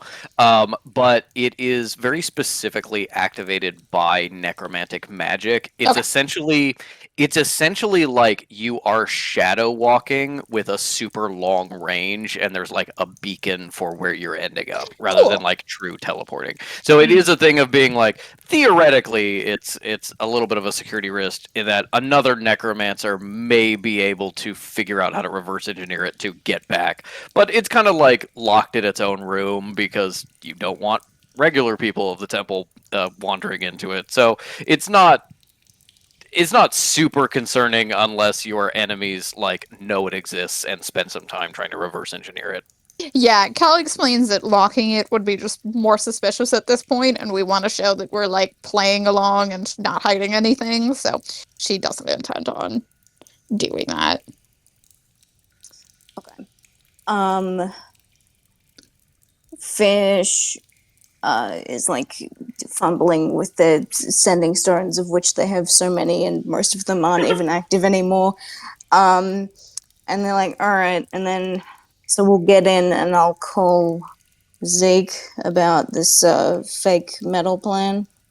I wouldn't do that in the sanctuary. That seems like a place ripe for eavesdropping. But yes, if we can do Not that today. in the sanctuary, obviously. I'm just saying, are we doing it before or after the trip? I think maybe before might be good. I don't know how many hours it's going to take to install your hand, and I don't know how well they're going to be able to arrange transport or get their affairs in order. No, you're Or right. if they even I'll buy the. Mago's affairs. No, you're right. I guess I'll take care of this now. So you guys go to the bathroom or whatever it is you guys do when I'm not around. And also, I haven't fully explained the reflection situation to Henry. He just knows that we have clones, kind of, a little bit. Don't. Jamal's He knows very there's copies of concerned us. about He doesn't that. totally understand what a reflection is, but that's okay. So I'm really hoping, because Jamal is incredibly concerned about the reflections, and I think there is a chance Why? that Ezekiel might be on. Why indeed? Kyle's like, May, shut the fuck up. Oh, nice. I think that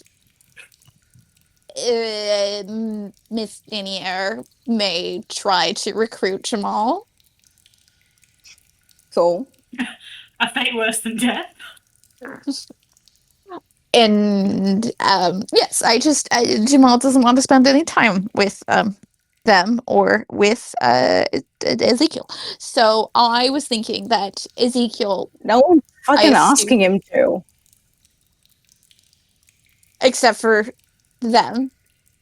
But anyway, I think Ezekiel would be on better behavior around Henry, as you are. So I'm hoping I that. haven't even told him about it. Well, you should mention that on the call then. Mm. But I will have Jamal and Ezekiel stay together, work on reading and books and studying and all that. Jamal's a good teacher. So he can't read. That doesn't surprise me. What? But you can Um, read. What do you mean? Yeah, lost the ability when the split happened. Dyslexic. All of the letters are flipped. No, yeah, I was gonna say he like remembers they see them literally. Yeah, literally mirrored.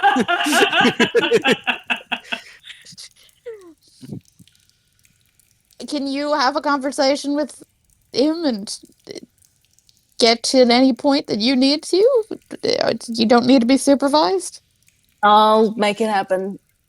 I can Yes. make anything happen.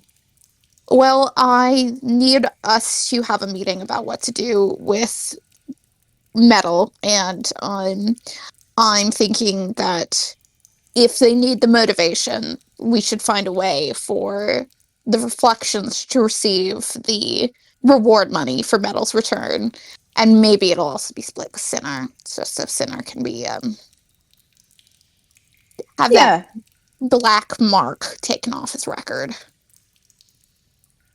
Oh, what? So Make an all yourself black card with scary. one white spot? Yeah, that'll look good. Well, everything else is kind of gone past the, oh my god, what is the fucking lawyer term for when things are no longer able to be taken to court? Statute of limitations. Statute Yeah, of statute of limitations, limitations. Okay, well, Fish is like, great, love it. Off I go to take the call. Where can I have the most privacy that isn't the library? Well, there's my room. Jamal and Henry will be there, but that's not exactly something you have to hide there.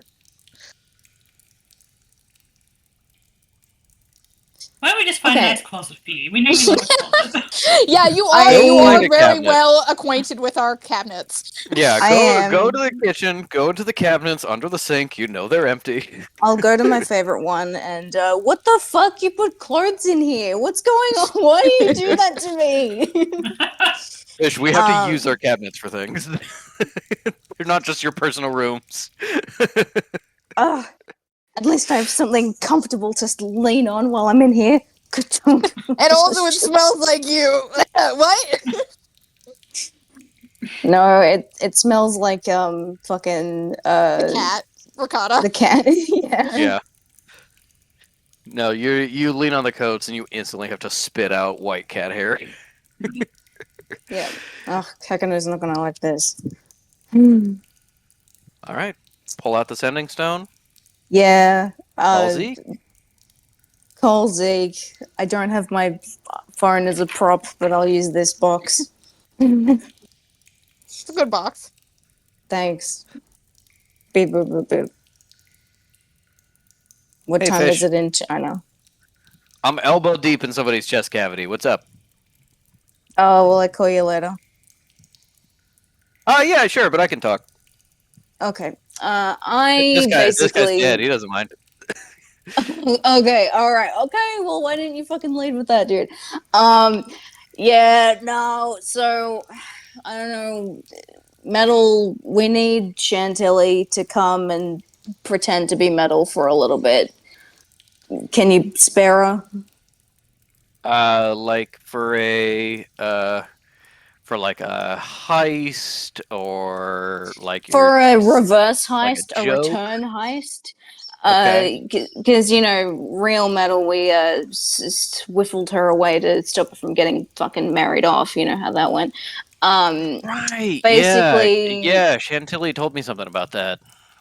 yeah. So we need Chantilly to come on down, and we quote unquote find her, and go, oh shit, Metal came back, and I don't know. Then it's kind of on her to cut ties with her horrible fucking family. I don't, am not clear on what the precise plan is. It doesn't feel well thought out, and I'm saying that. But yeah, basically just send her down, and no need for you guys to come. Well, I think maybe we'll talk that over with Kala and see what she says. But I'll pass it along. I don't know. Maybe she wants to travel. She was freaked out about something. I wasn't really listening that much. What, your Danielle? No, Chantilly. She said something about they're looking for me, and she had a piece of paper and was like, Yeah, they are. They reward, are looking for her, information found that had her but face not on it. her. The other one. So we're gonna get her to be the other one. Yeah. No, that's not gonna go well. But I'll ask. You don't sound fully invested in this conversation right now. I am looking at a set of lungs like you wouldn't believe. Yeah, well, the other day, I was a set of lungs like you wouldn't believe. Fucking think about that. Also, remember Izzy? No idea what that means. Yeah. What's up? How's Izzy doing? We fucking knocked her up, and she's dead also. Oh. Ooh. Bad news on bad news. Okay. Yeah. So, think about that. How about, don't you? Why don't fuck off. Hang up. Give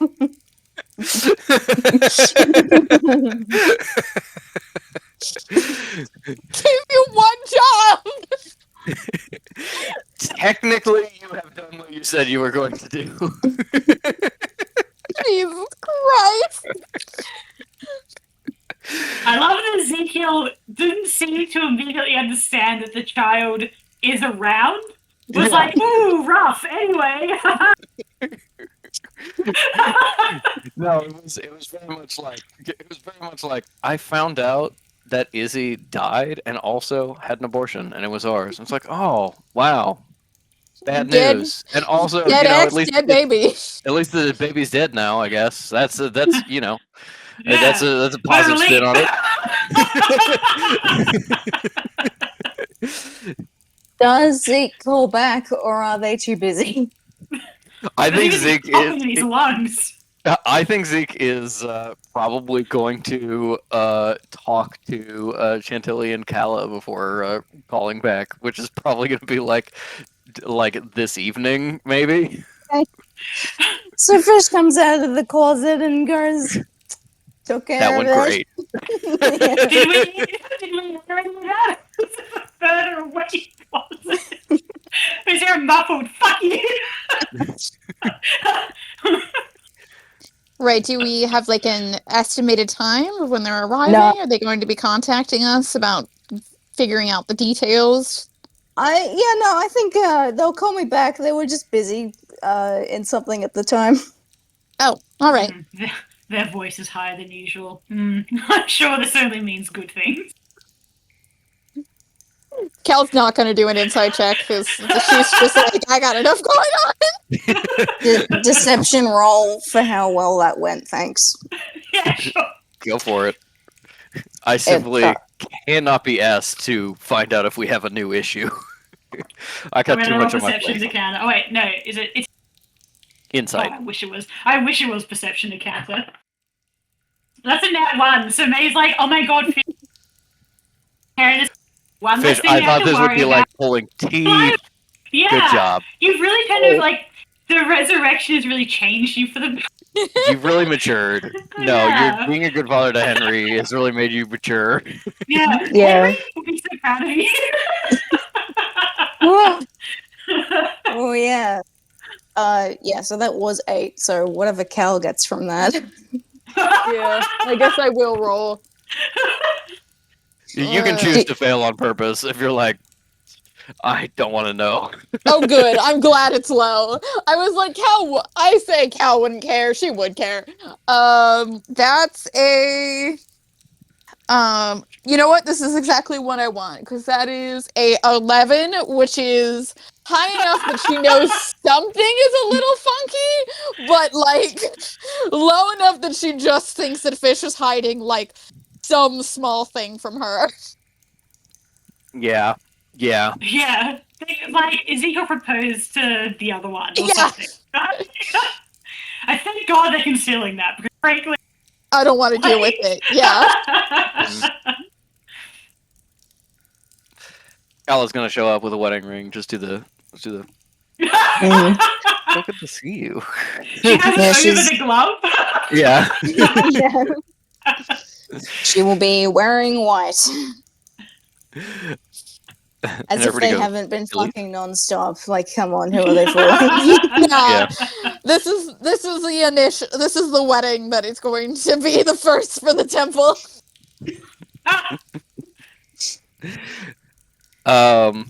We are gathered here today to marry this woman we've never met and Fish's twin brother that they never mentioned. There's a really weird vibe in the room right now.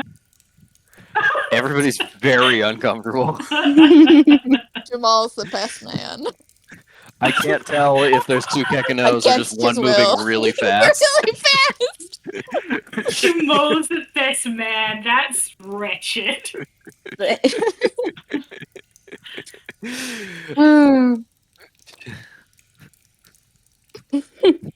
Kala wouldn't let me call you the best cuck. The way things are going, I wouldn't be surprised if Jamal was like, "Take me with you." Yeah. Oh, you guys anything's appreciate better. me? Yeah. All right, then Fish's responsibilities absolutely and totally taken care of. You all head to the little side room where May first set up the basics of this machine, and you see what is essentially like just kind of a metal pole sticking out of the ground. It's very clearly got like some aftermarket additions. I think May, having been the one to set up like the original aspect of it, sees that it's like, oh, it's been tied into like the temple's power, and there's like a second magic generator that has been like put off to the side and hooked up. Like, it doesn't seem like it was a huge overhaul to get it working. It was just like somebody clearly just came in and worked hard on figuring it out for a little while. And that wasn't necessarily all Umbra. It could have been, other necromancers were working on it, and then Umbra put in the final pieces. It looks ugly. That is definitely something that May it thinks. It looked fine when she dropped it off. Now it's got a bunch of like extra little additions bolted on to make it work. Not nearly as elegant as work she would do, but Amateur. what can you amateur do? hour. Yeah. What can you Yeah, do? so May thinks that, and Fish says it like, "Oh, it's ugly." Shit's ugly. Oh, it's ugly. It just needs to be Oh, she's functional, ugly. not beautiful, Fish.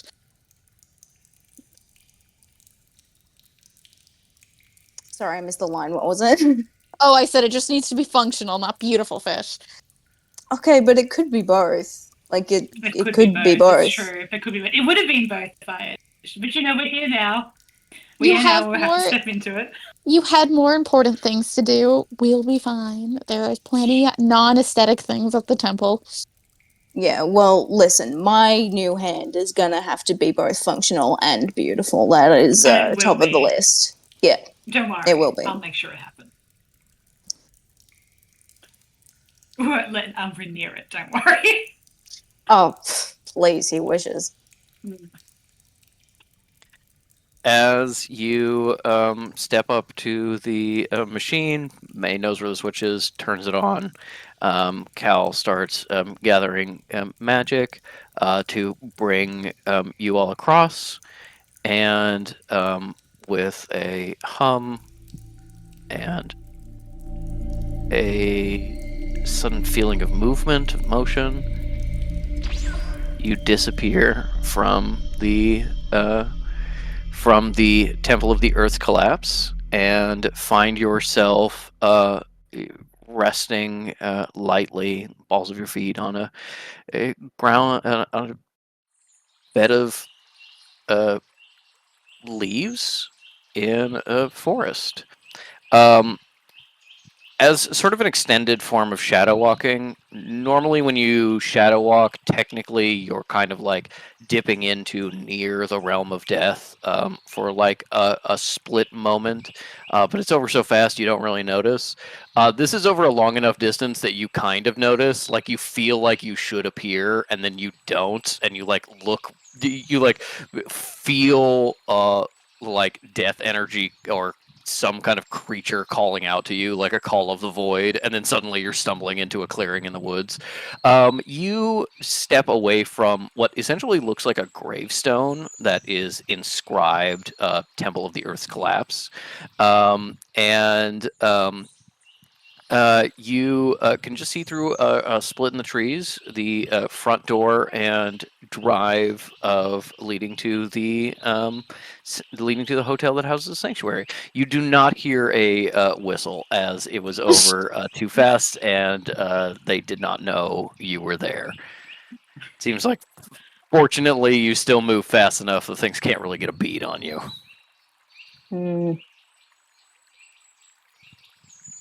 Cal's like, if you guys, let me know if you guys need me for the hand. I plan on coming in initially, and then I will probably leave to go have an important meeting about metal. You don't Well, want to you stick around memorized- with Fuckmaster? You memorized the measurements, didn't you? They're your fingers, didn't you? May's like, It continues now that she knows. I don't have them memorized. It's not like I'm you're joking. waste. I mean, I guess I could try and estimate just based on like holding them or something, but It's fine. We've got the other one to base it on.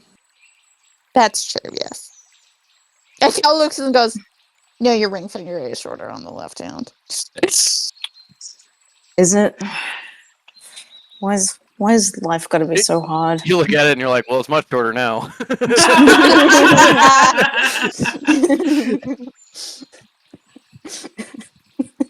It's permanently finger gunning at everyone.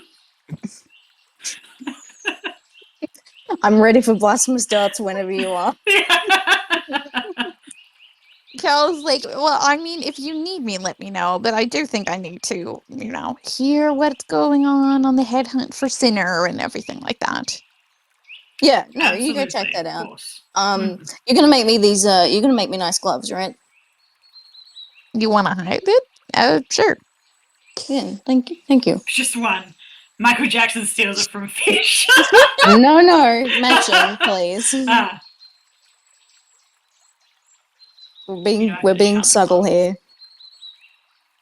Okay, with that, I think Cal's Say careful again, not to Ellie? say anything. Oh, sorry. Ellie, what'd you say? May was going to be like, I can enchant the gloves as well. Oh, She May, loves- she's like- don't spoil me.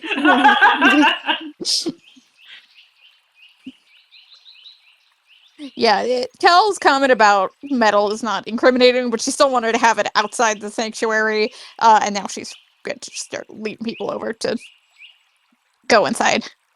All right. As you head on over to the hotel, you find that you haven't really been to the sanctuary currently recently. You had a lot of conversations over the phone. You met with Tone and others at Metal's wedding. You haven't been here physically in quite a while. You realize that the hotel has been reopened to its mortal guests. This was initially conceived of as this kind of hunting lodge / retreat where the mortal rich and powerful would stay and have their secret business dealings or stuff, unknowingly watched by the sorceress government in order to influence things or make their own plans. So you see that there actually are a few cars sort of parked into the Circle Drive up front, and as you step in the front door, it doesn't seem like anybody's around, although you can hear sounds. Seems like maybe people are like out at the pool in the back or something like that. The front desk is empty. There should be at least someone. It should be your not friend Samuel Lee, but at least someone should be here. There's a bell, but you know how to get down to the sanctuary. You don't technically have to check in with him. You can just go back if you want to. Fish plays up like they're like, and they forgot our bags too. I guess- We're gonna give this place a Gone to the terrible review. dogs. My God. They're gonna get here in a couple of hours, they said on the phone. It's a pool here, right? As you are joking and complaining, well, probably at the same time being like, haha, okay, well, we'll just go behind the desk and we'll go through. Like, you start doing that, and then Samuel Lee runs into the room from one of the outer doors leading into like the dining room. Very harried. He's wearing his nicest uniform and is clearly like stressed and goes, hey guys. Sammy, how's it going? Oh, it's crazy. We reopened the hotel, but the problem was that most of the staff was Reflections, and nobody wants to trust Reflections around the sanctuary anymore for obvious reasons. So I just do it all now. Oh, no time for stealing from wealthy guests then? I mean, I do okay. Just, every once in a while. Got to keep in practice. Mm-hmm.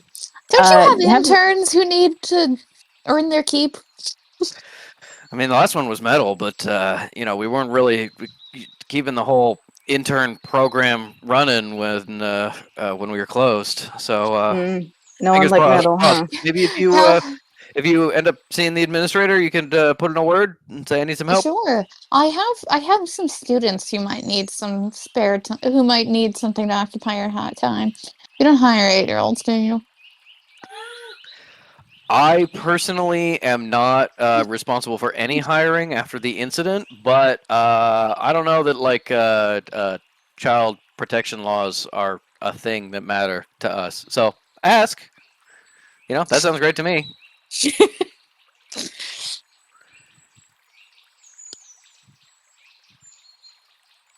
Anyway, I gotta go. I've got a bunch of people to take care of and also spy on. So, yeah, just you know where the elevator is. Let yourself in. Say hi to Tops for me, and yeah, hopefully when you stop by, I'll be more free.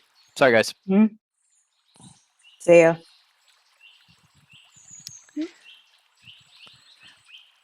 I As think you should unionize personally, but I suppose the sanctuary isn't much for that.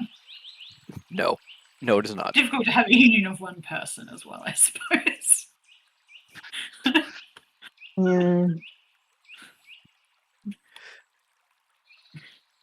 As you Down we go. As you go in, find the elevator in kind of the back kitchen, hidden behind the false wall. Head down into the sanctuary itself. You appear now in the lobby. Tops is waiting there, working behind the desk, and I think something that you kind of remembered but had pushed from your minds, because it wasn't super relevant at the time. But you see a Krango behind the desk, and you go, "Oh right, we found out that there was a Kranga called Nye or something who had something to do with the abomination. Maybe that's something we can follow up on. Maybe we could ask Toss. That's racist. Yeah, but that's We what have- it is. You all we know have each covered other, this right? already. Yeah. As you walk to the front desk, you can see that there's like a little kind of bulletin board behind Tops that has historically been like information about most wanted criminals and newsletters from the sanctuary, occasionally like local stuff about like it's Taco Tuesday in the cafeteria, things like that. On this board, you do see a sketch of metal on a sheet with reward for information, and a sketch of Sinner on a sheet right next to her with reward for information. That looks Is pretty it the bad. same one Jamal got? Hold on, here's what I'm gonna do. This is for Sinner. It's the same one Jamal had. Yes, it seems like they're giving copies to everybody. Fish goes up to the board and like untacks Sinner and moves him like as far away from metal as possible. So like both posters are still there, but they're not together, so it's no longer the Kuleshov effect of like, these are related events. Hello, my friends. Fish goes. Fish, Hey, thank Tops, you how's it for going? rearranging my board. Yeah, no, it looks a little bit better this way, Tops. Fish goes. Who put Sinner on this? Like, why is Sinner considered a prime suspect? This is news to me. No, they're fully like, they're just not. They've just kind of swallowed it. Really. And if someone talks to them about it, it's gonna be like, yeah, it sucks that happened. I don't know though, like what. It's just like we're all getting along so well for once. Let's just not talk about it. I'll get away with this one time. Welcome back to the sanctuary. What can I help you with? May and I, we're gonna hop up and see Garf, aren't we? Certainly are. Of course. I'm sure the Arcanist would love a visit from the two of you. Fish, pardon me for saying so. You seem to be short a few Digits, are you I am. currently in a breeding phase? Oh, Always, no, I believe is the thanks. answer. No, I am currently in the parenting phase, Chops, but shh, don't tell anyone. Oh, congratulations. Thanks. I remember fondly the day and a half I spent in the creche with my mother. Yep, that it's much the same way with not humans, but with me, yes. Hmm. Christ. I think opposite way around. I think Yeah. Nye's older. That's it. Well, I understand congratulations are in order, and hopefully with enough good food, the digits will grow back. Yes, that's what we're seeing go for about to steady up the regrowth process. Of course, of course. And Abbot Denier, I understand there has been a change in your circumstances as well? In what way? We received a missive about a new rank within your religion that you had achieved. Oh, I'm sorry if that is inaccurate. Oh, you know how rumors are. Oh, I'm quite sure. Well, if you do not want to lend credence to these rumors, I shall not spread them around either. I appreciate that. Where is little Kekino? Oh, well, parenting he's molting. Ah, Yeah. yes. And then when I get my fingers back, then he'll be up and about. Sorry, I I couldn't be here understand how today. embarrassing it is to molt at that young age. I Yeah. understand. Well, please give Kekino my best, and welcome to the sanctuary. Would you like me to give the Arcanist a call and let them know that you're on your way? Please do. See if Uh, Jesse's in as well. Oh, I believe Jessica is in residence. I saw her come in not long ago.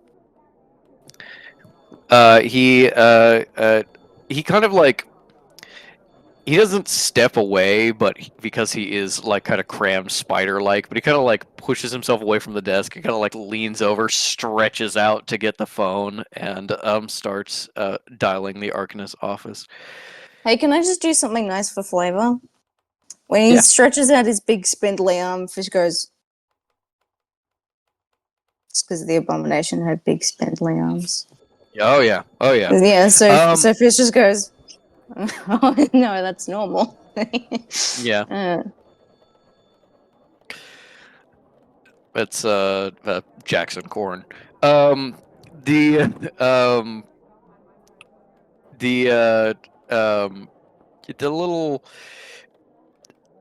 The little reflexive flinch with the long spindly arms. You look at them and you realize that it is not dissimilar from what the abomination had. It is not like, oh, this is like a passing resemblance. It's not that dissimilar.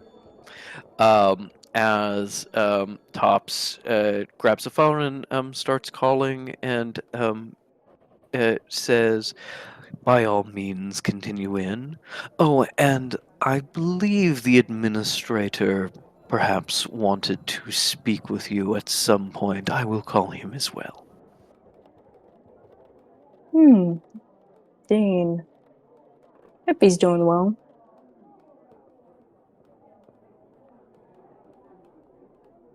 Falling off the Suspect we're wagon about because to of find Cow. out. As Top starts calling and you head deeper into the sanctuary, pushing back open the doors. The things seem to be kind of in more full swing than they were, or rather, in a normal, like non-frantic pace, which you realize has not been the last couple of times you've been here. It's always been, we were under attack, we're running from emergency to emergency, we're dealing with reflections, we're dealing with the recovery from the reflections. This is the first time in a long time it seems like people are just busy and rushing to and fro because they're working, not because like the world's gonna end. Feels a little weird. Yeah, a little bit weird. Fish just regards the surroundings.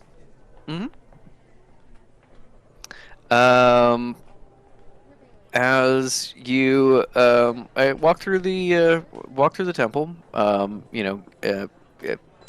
there are a number of people who who wave to you, who clearly recognize you. Some a little hesitantly, like, "What are you doing here?" Other people, greeting their former investigation team, as you make your way to the workshop where the Arcanists reside. Hey Patrick, can I have May do like a general investigative role to look for links? So see, I know it's like super unlikely anything, but any links to the house of the Maharu here? Sure.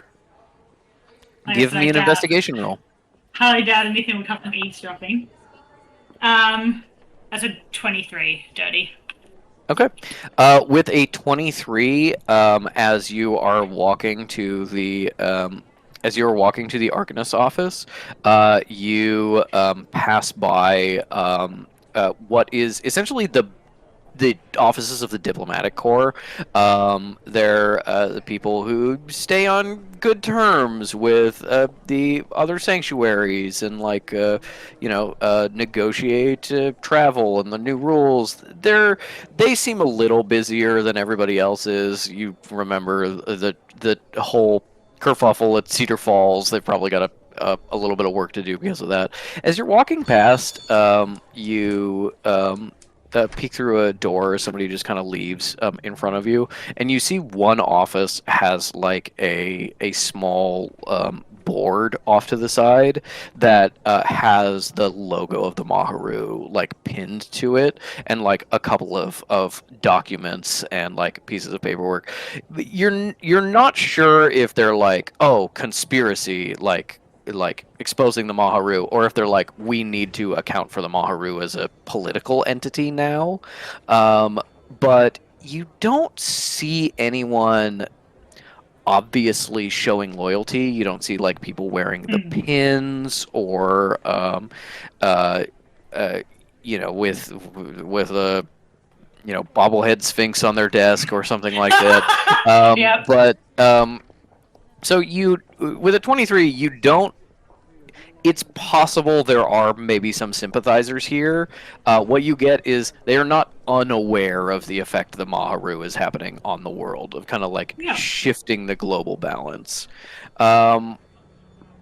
With a 23, I think you hear a little snatch of conversation from that office of just diplomats discussing the Maharu seeming to be expanding through sort of Eastern Europe, that their influence is still growing. As you head down and through. You swing into the shop front of the Arcanist office. There's this larger workshop and workspace behind and in front, kind of like a counter with a roll-up window that they give out things for. And Cal would just need to go just kind of like down the stairs and a couple doors down to get to Jesse's maintenance room, which is the most likely place to find her, but if not, you can probably ask someone around there, like, hey, where'd Jesse go? Cal's like, tell Go if I say hello. If I step in there, I will get trapped in a 40-minute conversation. And I will leave that conversation without ever knowing what we were really talking about. But yeah, as you approach, you're getting the sounds of the workshop working there. you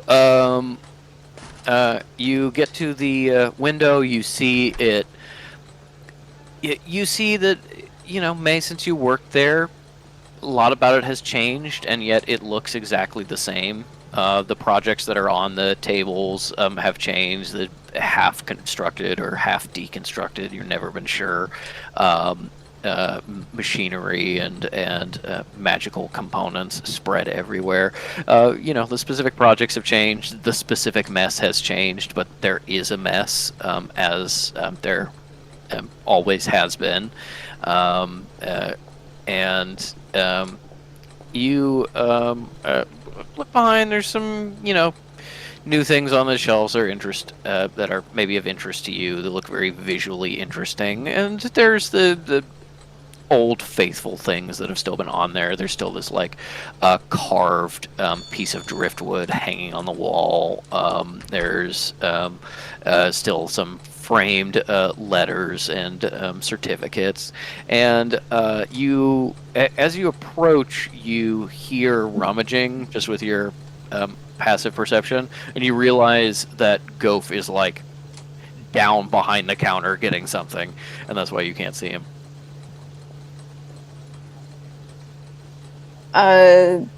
Fucking knock knock, bitch. Instantly, you hear somebody hit their head really hard on the underside of the counter, and hear "fuck ah." Oh, hey guys, what's up? Garf, you remember us, obviously. How could you ever forget? Yeah. Calling in a favor. I'm going to Okay. need you to make me a prosthetic hand. Presents the thing on the desk. Holy Now, if I've got shit. some ideas, and I think between the two of us. Mate, glad to hear your ideas. We'll definitely do this. We'll bring Jolly in. We'll get this all sorted. You know I need Alright, the We're best. calling it the Fuckmaster 5000, just so you know. Ooh, you know what? That's an inspiring name. That's a strong name. Yeah. Mm. Every once in a while I find it really helpful to name the project before you make it, or even before you think about what it's gonna do, because then you're like, hey, I maybe think we that's know maybe what it's that going to guides It's you. a baseline for where you're going with it. It makes Exactly. perfect Mm. sense. Exactly. Yeah. All right. Well, it's great to see you guys. Let's see what I got. Let's see what I got in the shelves here. No. This one's funny. No.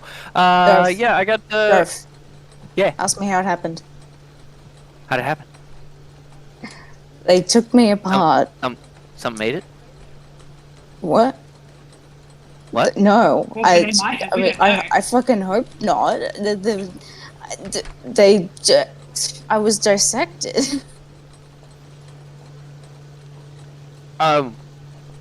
Fish, with the greatest respect, I don't think getting a finger cut off is dissected. Well, usually we save that for bigger things. Dissected means cut apart.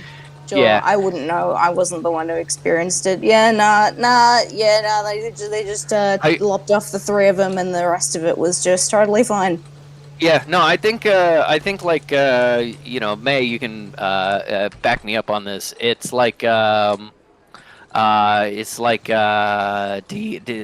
you get dehanded, it's called defenestrated. No, that's thrown through a window. Yeah, you got the thing with the choppy fingers. It's still cool. Yes. It'll be cooler once I have fingers made of gold. Oh, you definitely want gold? Soft metal. Gold Okay, doesn't, it's kind of no, soft. it's It doesn't soft. hold magic very well. You want No. some light natural alloy. Yeah, what's the best one for that? You'd know. Well, if you're going for shine, we've got. I've been doing some experiments with this liquid metal. It's really interesting. It is very poisonous if it's in I don't want contact with skin. poison. Are you I talking want about Mercury is the main mercury? ingredient. Mercury is the main ingredient. No. Super We interesting have to tell the things. Hold temperature. magic really well. Look. I'm not big into alchemy myself. I want non-poisonous so that I can, just casually No. have a lick of my finger, put it in wherever it Licking needs to important. go. He like actually You- slides over a notebook and is like taking notes. Licking is important. Body yes. safe. Yeah, it has to be body safe, non-toxic to animals and humans, and like not staining as well Mm-hmm. Non-stain. or Yep. rusting. Yeah. Yeah. And strong, you want to be able to hit someone with it hard. Yes. Mm. Oh, interesting. Okay. Yeah. No, I see what you mean. And I was Because thinking you for get maybe like a slap. Those like that bottom finger there. It's gotta be able to carry the weight. it sure does. I want one of them to open up into like a lockpick. Okay. Oh, So I can definitely do just- that for you, Fish. Yeah, so I can jimmy it. Yeah, you know what I'm talking about. And then basically I'd like to I just want it to look nice. Okay. Definitely. Apparently my ring finger is shorter than the one on this hand, so just account for that. Who told If you you that? remember what Denia. Yes, he did tell you that. Mm. Oh, okay. Well, if Cal has any measurements or anything like that, send them my way. I fucking asked her, she didn't. Like, what kind of operation is this anyway? Yeah, I mean, do you think she'd know? Well, She okay. should. So if the lockpick is in the center finger, which one's the penis?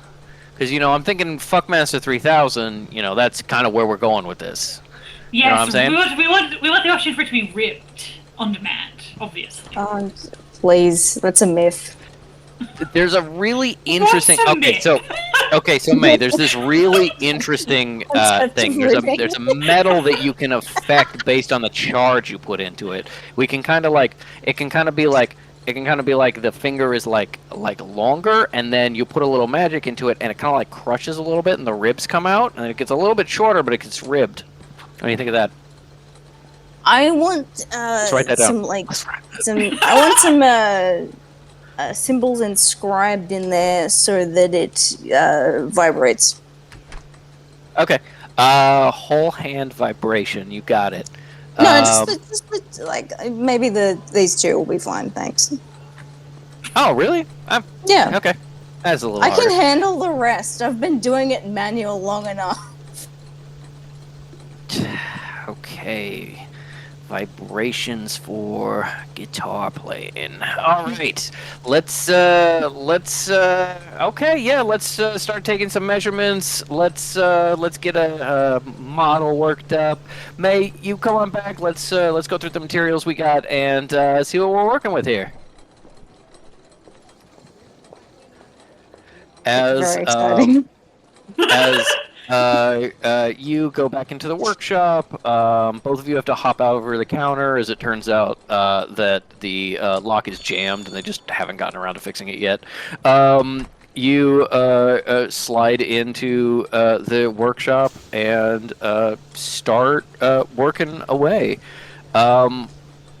The ideas on display are a little concerning, but you're like, we got Gof on a good day. Yeah, he's not going crazy. He's actually listening to us. While Cal finds Jessie working on some repair in her maintenance room, and I assume convinces her to come back and be like, I'm gonna need you to rein in Gof. Well, Cal was mostly just going for a social visit. Was just being like, hey, I don't want to bother you. Why are you here? Oh, Fish needs a new prosthetic hand. Like a third hand? What's... No, they lost most of their left hand. They misplaced it. Yeah, okay. That happened to a friend of mine. Just get a piece of wood, put it on a little hinge, stick it in a glove. Yeah, okay, well, Fish is looking... You know Fish. Nothing pedestrian. They're trying to get Gof to craft one with... I think they wanted gold, which is so tacky. Yeah, no, that's pretty tacky. As Jessie is working, you see that. I just realized that I was like, oh, Oscar is the first person Cal had a good first impression of, and I was like, no, that was Jesse. Cal likes the working class hero. The first man. True. No, Oscar was the first man. As you know, you're just spending some time with Jesse. You're catching each other up in the way of two introverts in parallel play, which is like you're silent for a while doing your own thing, and then someone goes, "So this happened," and then you talk about it for a little while, and then you go silent again, over and over again. You realize as you're kind of hanging out there and looking around that there is a mobile that is like half constructed that is hanging from an extra piece of pipe in the office, and you wonder how Jesse's kid is doing. Callista? Mm-hmm. Yeah, you saw her last, I think, like 2 or 3 months ago. But yeah, you chat about her a little bit. No sign of magic from her yet, so at least kept her promise, which is, you know, important to you. And yeah, hang out with Jesse. Yeah, I think she makes it clear about like, I just don't want to be rude. I want to speak, but also, once they figure out I'm here, I'm going to get interrogated. Yeah, so I'm not going to stay long. As May and Fish work with Goph, I think you've probably like selected materials and narrowed down on like general shape and function when Jaw comes back from whatever project he was working on and jumps in with you. I would like May and Fish to give me tools checks for Tinker's Tools. Mm-hmm. For Fish, that would be a flat roll, I think. Yes, it would. I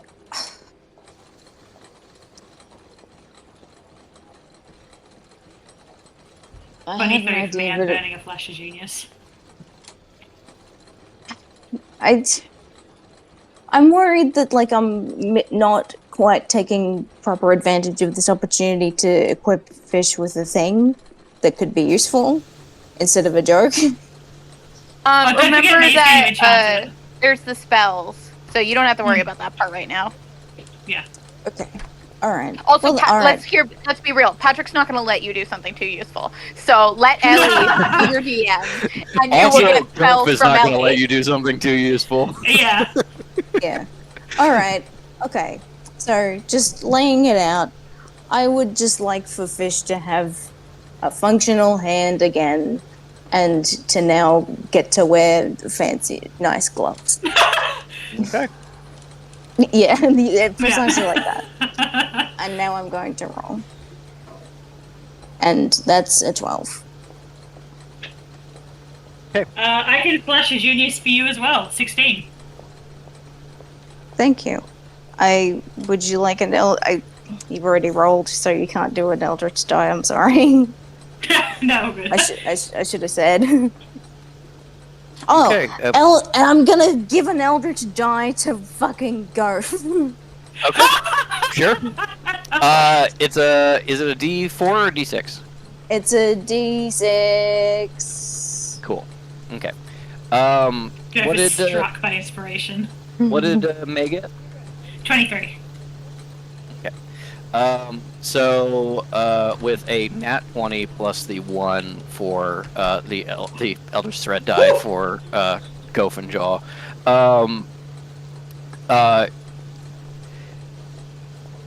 I think the way this works is Fish is able to direct aesthetics and help with the fitting. There is this process where Goph is bringing forward materials, putting forward ideas. May is blocking out all those ideas that are bad, keeping Go from getting distracted and putting them in anyway. And Fish is there making sure the fit's right, tons of flexations, getting like the full movement in. There is an incredibly concerning moment where you slip on the prosthetic, and then one of the fingers bends flat against your palm and then bends flat the other way against the back of your hand, and you immediately like rip it off, and then they go to fix it. You end up with not a prosthetic that you slip on and off. You actually end up with a prosthetic that is anchored to your hand itself. It was an entirely painless installation, but there are little kind of gold sheened caps on where your 3 missing fingers should be. Fish is pleased because it's like, all right, I got that at least. Mm-hmm. And then what you have is sort of replacing in shape like your bones. You have 3 fingers made of a green stone with little cracks and ribbons of gold in it going through. And the thing you've discovered in these fittings is you do have like full range of motion. Your grip is very good. You're very flexible, and that is all like very strong and good. But the fingers are not actually like attached to you fully. There's a little bit of like an air gap between each of the pieces, as if it's like in the right place and like moving as if moved by tendons, but is like ever so slightly hovering away from your hand. You get that, and it all seems to be working really well. Like, if anything, your hand's more flexible than it used to be, but you do some tests. Goph is like having you pick stuff up. May is actually probably Jaw is taking things out of your hand when Goph was like, pick that up, pick that up, pick that up. Oh, that one's acid. Don't drop it. Is this the mercury? Yes. This is the mercury fridge. This is my Dr. Pepper fridge. Hey, look, I almost should have used a die to roll the roll. Anyway. As you reach the end of this process, you end up with this very nice looking prosthetic. The built-in lockpick was installed. You have essentially thieves' tools that cannot be taken off of you without removing the prosthetic. The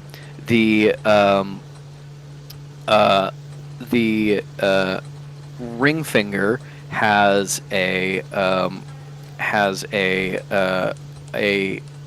charge effect that you will explore more later, and the pinky finger, if you suck on it, always tastes a little bit like tequila, and you think if you did it for long enough, you would get drunk. That was the one that Goph worked on with the minimal amount of supervision, so that's how that ended up. When you try the vibration Fish just function, goes, was this in the middle of the night? It's like, yeah. what the fuck? What the fuck? Yeah. No, I think you leave this meeting not thinking your pinky has a special function. Patrick, important question. Yes. How many spells can May put in the aesthetic? Because we were talking about each finger being a discrete. Each finger is not its own object. This counts as one object. Okay. As you end up doing the vibration function, I am only allowing this because everybody rolled so high. Otherwise, I would have absolutely killed this in the cradle.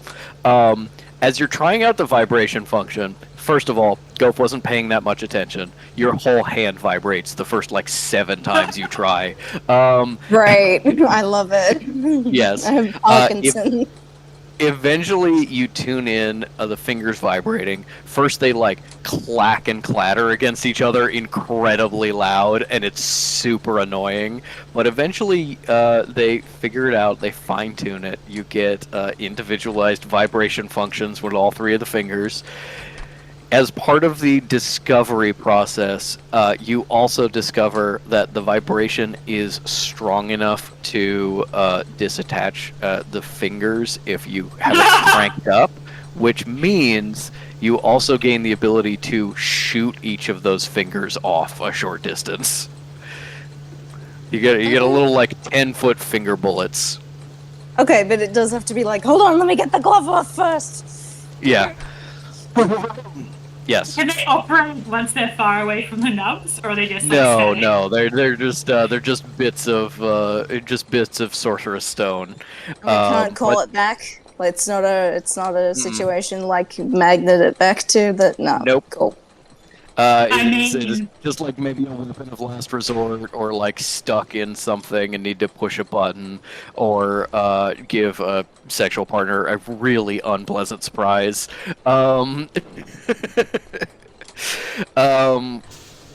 Yeah, you don't end up getting a ribbed finger, as much as that would be fun. I think the reason that your pinky is kind of fucked up is that that's the one Goph was trying to rib, and May just kept knocking that down, and then eventually when you got a normal looking one, you didn't investigate enough. Yeah. Yeah. Until later when Fish is like, Mm-hmm. And with that, Fish is whole again. Your fingers do make a little bit of a clinky clank when you're like running it on a metal or ceramic or something like that. But everything else seems fine. You've got a really sick new hand. You did want something that is, kind of gaudy and obvious, which does mean that when your gloves are off, even more than not having fingers, you are going to be looking at that and going, "That's not my hand. I'm missing something." It's gonna catch you in unexpected moments. yes, but like they'll learn to be like, oh, but it's nice and cool looking though. It is nice and cool looking. Sure, I broke my arm, but isn't the cast nice? Yeah, cats is a fun color, and I got everyone to sign it. Everyone signed it, baby. Yeah. Goph is really pleased with how it came out. Clearly this was a fun project for him. Returning a favor for you guys and making sure you're all good and creating something fun and interesting. Are you Joe kind of was like also waiting? there. Yeah, and Jaw was also there. Jaw was mostly reining Goph in. There was probably like Jaw and May were having a conversation about like recent updates in the field, but it's like May is talking while like adjusting something, and Goph is talking while like having and Jaw is talking while like having Goph in a headlock and like taking a tool out of his hand. Yeah.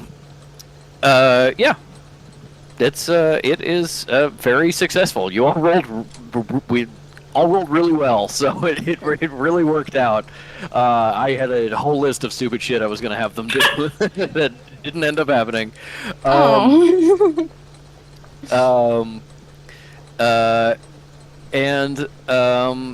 the end of that, do you go and find Cal, or do you wait for her to find you? What do you do? May wants to get a cleric badge sorted as my little birthday boy gift. Fish gets the measurements written down so they can, and also of their normal hand, so they can just be like, make me gloves. Mm-hmm. Because of that, you inadvertently find out your wedding ring size, because that's just part of the measurement, and then you go, I'm ignoring that information. I'm deleting That's it from not my brain. relevant. That's not Yeah. relevant to me, and it never Never. will be. And it never will be. Yeah. And as Fish is trying out their new hand, I could tell and- Zeke though. Maybe they need Yeah. to know. maybe they need to know. As Fish is trying out their new hand, and you're looking around at what was your office for like a month and a half a few years ago, catching up with Jaw and a little bit with Gof. You bring up this cleric badge. As- hold on. Fish puts an eldritch thread on May for whatever she needs it for the badge coming up. Right. Yeah. As they're looking over this thing, and they both really get into it. There is something about the like flow of magic, the way it works, that is a little bit more Jaw's specialty than Gof, which means they both get I'm very relieved. interesting. They both get very interested in it. And I would like you to please make me a persuasion check. Oh, this is gonna be my birthday boy gift. Well, that is a dirty 23. Okay.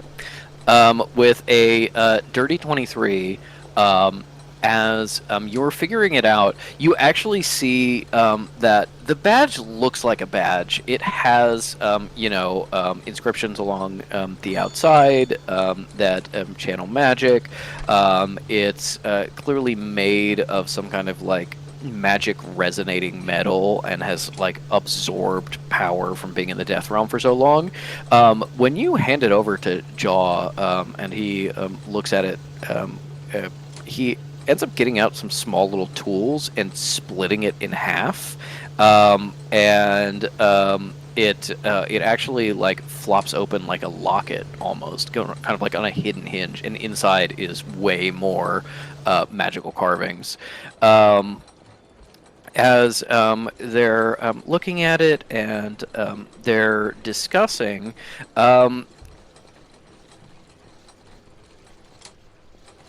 John Goff end up coming to the conclusion that getting this to work for a non-necromancer is essentially almost like a translation issue. Like what this inputs is magic in necromantic form, therefore you need to convert necromantic magic into like raw magic for somebody else to use.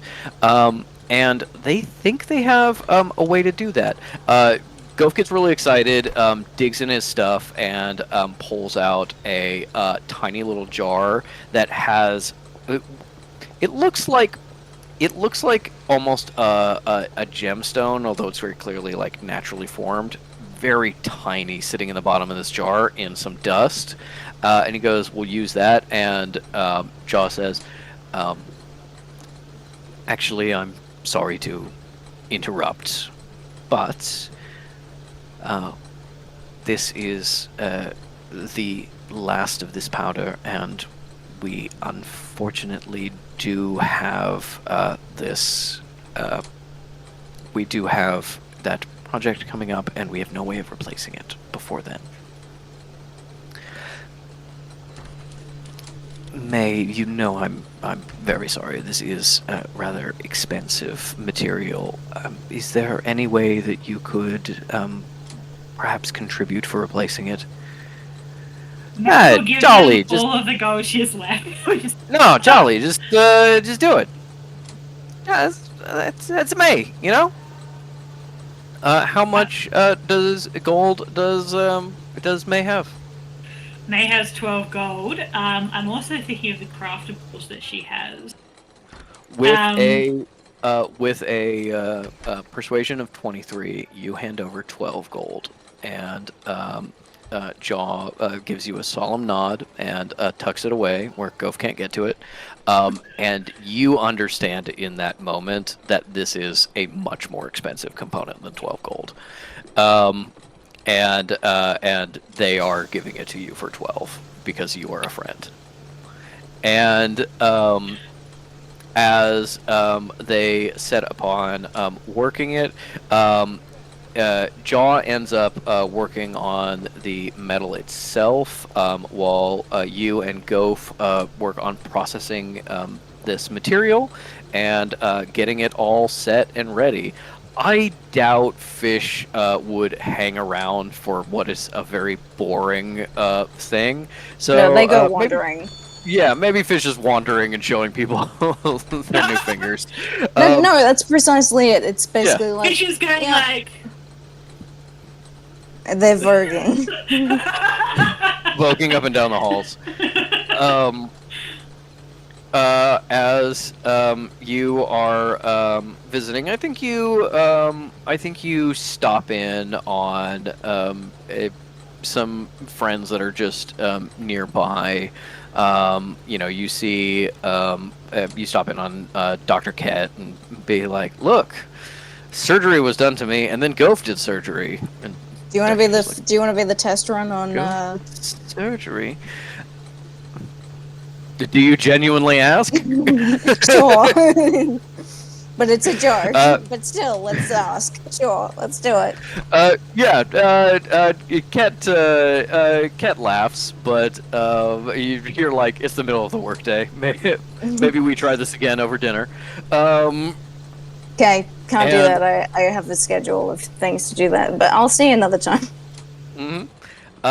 As you're going around, you end up running into Dean Dong, the administrator, who's of course from Cleveland. Yeah. Oh, hey, Fish. Hey, Jane, how's it going? I got a call that you guys were stopping by. We haven't found a time for former Administrator Tone to come in and have your meeting. Oh. Yeah, no. Damn, that's a shame, but oh well, I guess when he gets around to being ready for it, that's when we'll do it. Yeah, you don't want to come talk to me right now about the whole Sinner situation? My official comment on the matter is, damn, that sucks. And, let's get metal back. Yeah. Yeah, damn, that sucks.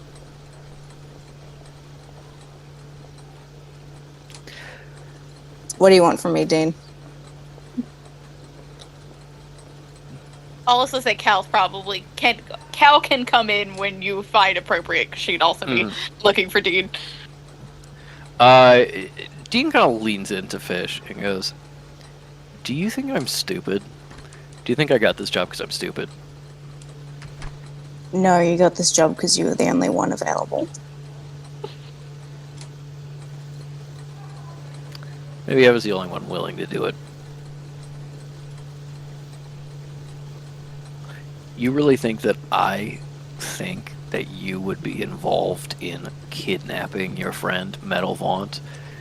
That if she were missing or in danger, you would be coming into the sanctuary to get fun new hands? What the fuck happened to your hand? Do you like it? It's pretty good, right? I mean, it's certainly shiny. Yeah, I mean, it looks nice. What the fuck happened to your hand? Where's your fingers? They got taken. Okay. Anyway, you wouldn't These be things running happen off. to me, Dean. You wouldn't be running off to America. You wouldn't be having little meetings with Goph and the others, getting fun hands. You wouldn't be doing whatever the hell else you'd be doing. You'd be out searching. Be Yeah. finding her. So if she's not taken, then you know where she is. And if you know where she is, you need to fucking tell me. It sounds like I don't need to tell you anything. You seem to have figured everything out to your satisfaction. My God, Fish, you are such an asshole. Mm-hmm. It has been said. Metal can do whatever the hell she wants. But if people who fund this sanctuary think that she's been kidnapped, they can do things like this. And he pulls out a letter that he starts unfolding. And I think this is the time that Cal has been like walking around and sees this confrontation happening like in a hallway. This is like potentially very public, as Dean and Fish are getting into it. As Dean unfolds a letter that says, and starts reading it aloud. Says, "Dear Administrator, on behalf of the Society, we are letting you know that we are raising the reward for the capture or killing of Mr. Sinner Drum. If you will not commit the Scythes to hunt him down and return Lady Vaunt, we will have to go the direction of hiring our own bounty hunters to seek his death and her return." Is this what you want? You want Cal, Metal dragged in here? Cal storms in. It's like, Administrator, I had Fish look into a lead for me. I'll look into getting Sinner brought in at our hands and put into protective custody here. So at least that will be something you can have to avoid worrying about. We've got a plan. I have seen your plans. I am Administrator because of one of your plans. Your plans are not always good, Fish. What Well, about you're my welcome on plan? the job. This isn't there. This is not a Fish plan, Administrator. This is my plan. The fact this is not a Fish plan is the only reason I didn't respond by trying to have you arrested. Abbot Denier. Yes. Is Metal Vaunt safe? I've got a pretty good connection to her soul, and I don't see anything that would be wrong. Or she's definitely alive. And unharmed? Yes. Okay. Cal's going for like mythical necromancer bullshit. Oh. I spoke to the spirits! The spirits! Get me in contact with Sinner Drum. Have him come back or appear from wherever he is, or I don't know, give him a secret sending stone or something. You can call me off the record. I need to know what is happening if I am to keep you out of trouble. I understand. I'm not sure you do. You know I what? understand, Administrator. Don't patronize me. You know what Mr. Drum used to do, right? Like, you know, not the best guy. That's why this whole thing is happening. The other day, I had a number of, I guess you'd say, former associates of his, real rough-looking sorcerers, come in and ask questions about where I could find you, where I could find Fish, May. Where I could find you to answer some questions. If I knew where Sinner was. What'd you say? I told them to fuck off. This is the sanctuary. It's not a bar. You don't just come in here and ask where people are. That's not how the government works. What I'm telling you is people are on the lookout for you too. And they may be willing to try to hurt you or get in your way or people near you. I don't fucking know, to try to get this reward money. So if you have a way to solve this, if you have a way to get Metal Vaunt here somehow. Please do it. We have it covered, Administrator. Good.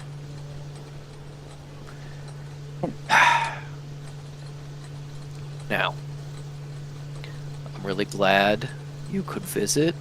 You could hang out with Goph. You could see...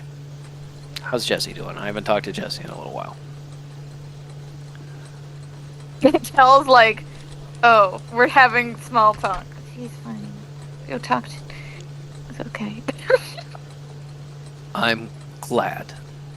And I'm glad that you got to meet with some of the others. You got to spend time.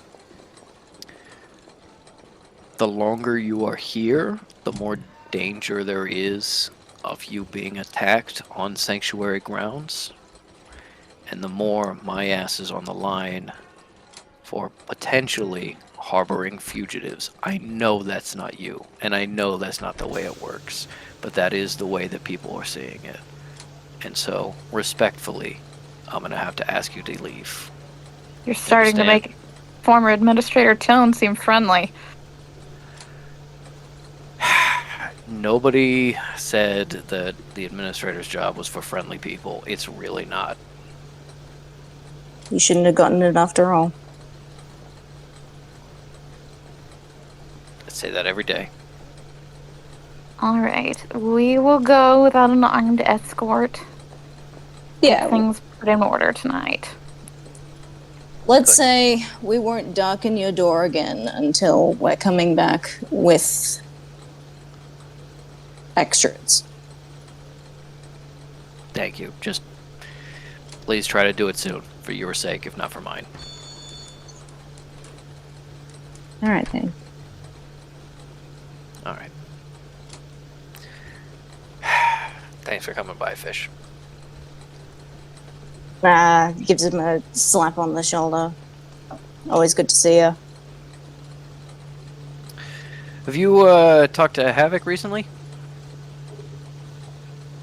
No. Should I have? No, I just he told me that he knows you. He was telling stories about you just the other day. I figure maybe you were close. I was just gonna give you an update. He's doing well. He's starting to detox more. Getting Good. clean. Good. Yeah. You're not allowed to hear that story yet. Hey, well, I know someone who is 2 years sober, and maybe you can talk to him once we're out of the shit. Fish. As long as we're out of the shit, I would love that. Cool. All right. Thanks for coming by. Abbot Denier, a pleasure as always. Thank you for coming. Congratulations on the saint thing. Can we talk about that for a second? Isn't it so cool? It's I don't really know how it works, you know, the necromancers do their own thing. That doesn't matter. It doesn't matter how it works. I thought saints had what to be, matters like, is it's cool as shit. She's a Yeah, saint. he's cool to get him no title. I thought it was just dead people. She's looking pretty healthy. So, Oh, well, haven't we all been dead at some point or another? no. What? Oh, right, you're not, you're like a level 1. You don't get into battles or anything, do you? I am level 5, let me tell you. Oh, Okay? alright, okay, respect, okay. I can take a punch, I can give a punch. Alright, thank you, At Administrator. level 1, you barely know magic at all. You can get to be like level 3 just being like a fucking librarian, you know? Yeah, we know some level 3s, don't we, eh? We're gonna go. Administrator Tone was level 18 and still is. I look at his stat block pretty often. You check up on his stat block? Don't be doing that. That's not healthy I've to got compare it framed yourself. in my to- office. It's just aspirational. You can take it down. Like, you don't have to look at that. You can put up your own. listen. I already had to go through all of these pictures of Tone with some guy, some necromancer, and that necromancer with like women for some reason, and there was like old Ghoul the Dick. necromancer's glove, and yeah, that guy. Yeah. What?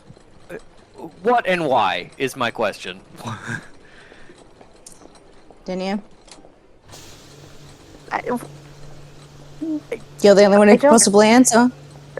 Wait, what do you mean by what and why? Just the two of them, I guess. Oh, I don't know. Tinnitus was. I knew Tinnitus when he had reformed from all of his sinful ways. Based on the aggression of his reformation, he was pretty sinful. Yeah. No, that memorabilia, some of that seemed pretty sinful. You should probably burn. Oh, I burned them. Yeah, the Oh, gloves? The gloves, I burned those. Oh no! Oh, he's dead. Just so you know. Oh! Yeah, didn't you? My condolences or congratulations, depending Both. on the mood. Both are- Yeah, appropriate, okay, thank you. that's fair. Both are good. Yeah. That guy sucked. Yeah. I think that was the problem. I was always afraid I was going to find stains. I do not need to hear this. I met the man when I was 5. Administrator. And Fish goes like, "Hey, that's her not dead you're talking about." Well, then don't shine a black light in my office, that's all I'm saying. Anyway. I never did. I never did. You're the one who clearly did that. Someone else did that and you were there, and I'm sorry, but I had nothing to do with it. Now we're going to take our leave. And Fish like loops their arm through Cal's arm and like walks her down out of the hall. And goes, May, we're leaving. As May finishes up, Jaw finishes scratching an alteration of a new symbol. It's very delicate work. He's working under a microscope with very fine tools. As you get this material processed and stretched into a incredibly fine wire of this material, wrapping it around the inside of the metal, putting it into this new little carved channel, clicking it closed. Jaw hands it back to you and says, I'm glad we could help. I appreciate it more than words can say. I've been holding on to the now trying to figure out how to make it work for me. Yes, I can imagine. Well, you know, you were always clever. This was just a little bit outside your area of expertise. That's perfectly fine and ordinary. And You paused just long enough. yeah, we should catch up sometime. I know love that I know that you went back to England recently, and well, I'd like to see how it goes. I'll keep it a little. Well, let me convey. Get a sending stone. Sure. Yeah. Yeah. May quickly creates a sending stone and says, "Well, I'll be in touch." Lovely. And Thank you, make sure that Gove doesn't explode himself. I know that's kind of your job. It is a anyway, constant technically, challenge. It's a constant challenge. As you say goodbye to Jaw, and you you know, like call goodbye to Goph into the workroom where he's like machining something. You leave, having to awkwardly scramble over the counter. Jaw's like, "Oh, sorry about that." As you're leaving, you go around the corner. You hear Goph bust out of the office and goes, "Wait, did you finish? We got the flamethrower." No, I did that on purpose while you were distracted. Well, What am I gonna do with this flamethrower I made? We'll find another use for it. Just put it on the shelves for now. As you bid farewell to John Goff. As you reconvene and head on out of the sanctuary, you know, I think Cal especially is.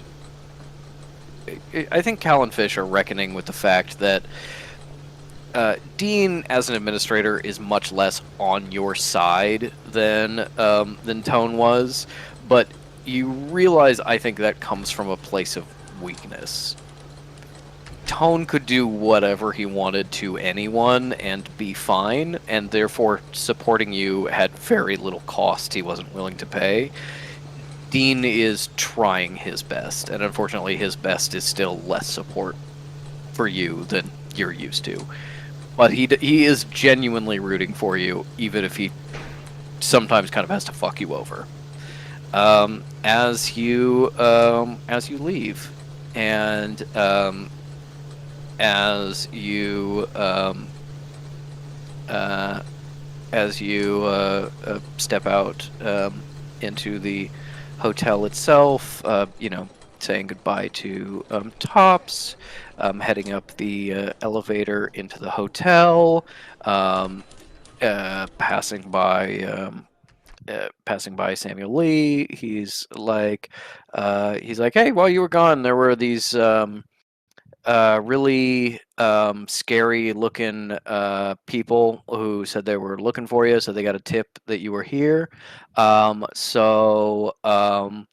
If you go behind the hotel, about 2 miles into the woods, there's a little hunting lodge. I sent them there, so just avoid that place, and you're fine. Thank you. Great. Yeah, it'll probably take him a couple hours.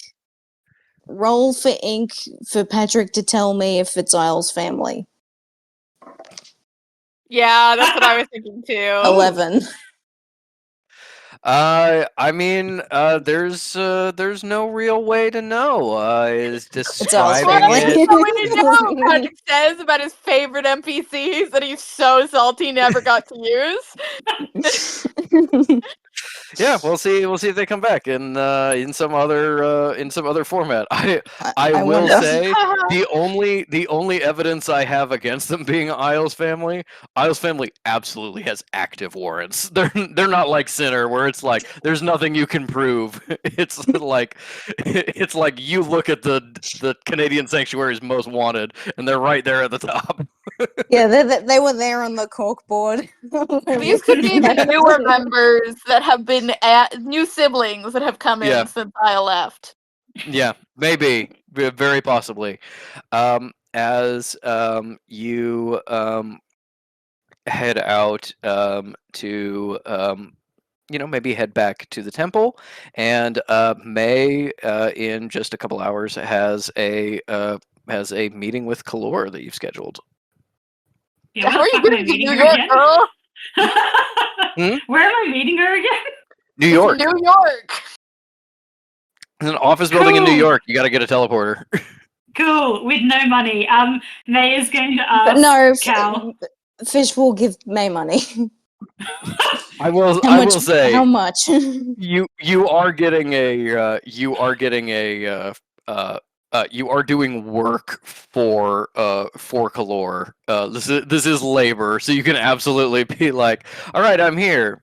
Kalor, pay the man. Pay for my taxi. Oh yeah. Maybe we'll do that. Let's do that. All the same. Fish is like, hey, you remember when we were in Korea and you paid for everything? Oh yes, I suppose. Here's 20 Those gold. are the days. Aw. Fish, usually I would reject you in totality, but I'm hard up on cash now, so yes, I thank you. You had the look in your eye where you looked like you were gonna kill someone. You've been there. Yeah. Henry also picked up on it, I just want to say. Oh, sorry, as in Henry contributed to the money, or? No, Henry can tell when you're broke and desperate. Oh! Well, if Henry has a lot of money and wants to help her out, then I'm absolutely He's fine got with that. nothing. May, Henry has the well, opposite of a lot of homeless. money.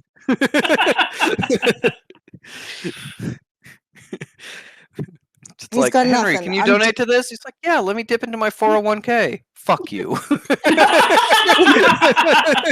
No, this is me. And also, I didn't mention it at a good time, and this is probably a bad time, but you're his godmother, I decided.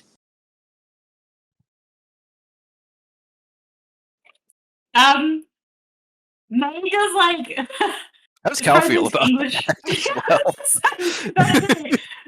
May does like the most like English mannerism you've ever seen, which is like the patting on the back and go, well, I'm very touched by that. Thank you, Fish. I'm Like- chuffed. Proper chuffed. Yeah, Proper like, chuffed. fully like.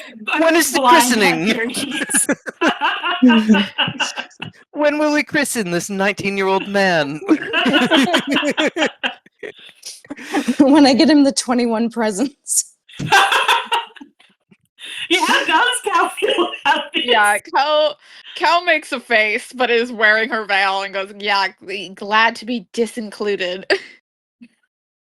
You're not Well, it's because you disinclu- can't be. It's because you can't be mom and godmother at the same time. Obviously, that disqualifies you.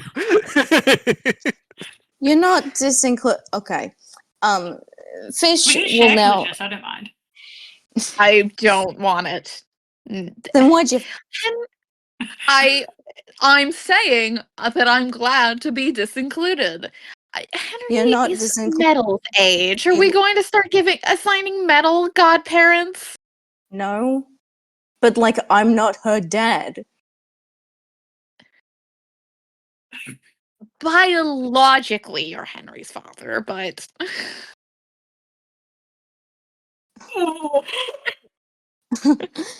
Okay. All right. I mean, all right, May. If you don't want to, you don't have to. Whatever. I'll see you guys later. How about that? you have to call Zeke again. I will. You have didn't- to, Finn. I will. I'm gonna. I will. You promise?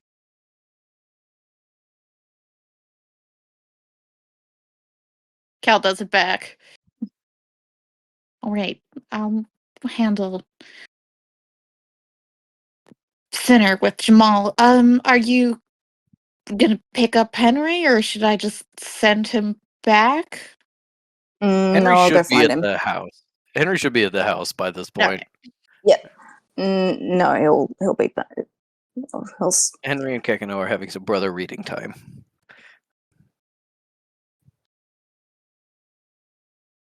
All right. Fish puts an arm around May and gives her a one-arm hug, squeeze, releases so these are separate interactions, and then like opens one arm to Cal, just kind of like, you're not gonna do that one. Cal just looks at Fish for a really long time until it's awkward. But not in Fish a goes- you no way. Fish nods themselves and puts the arm down and goes, "Yep.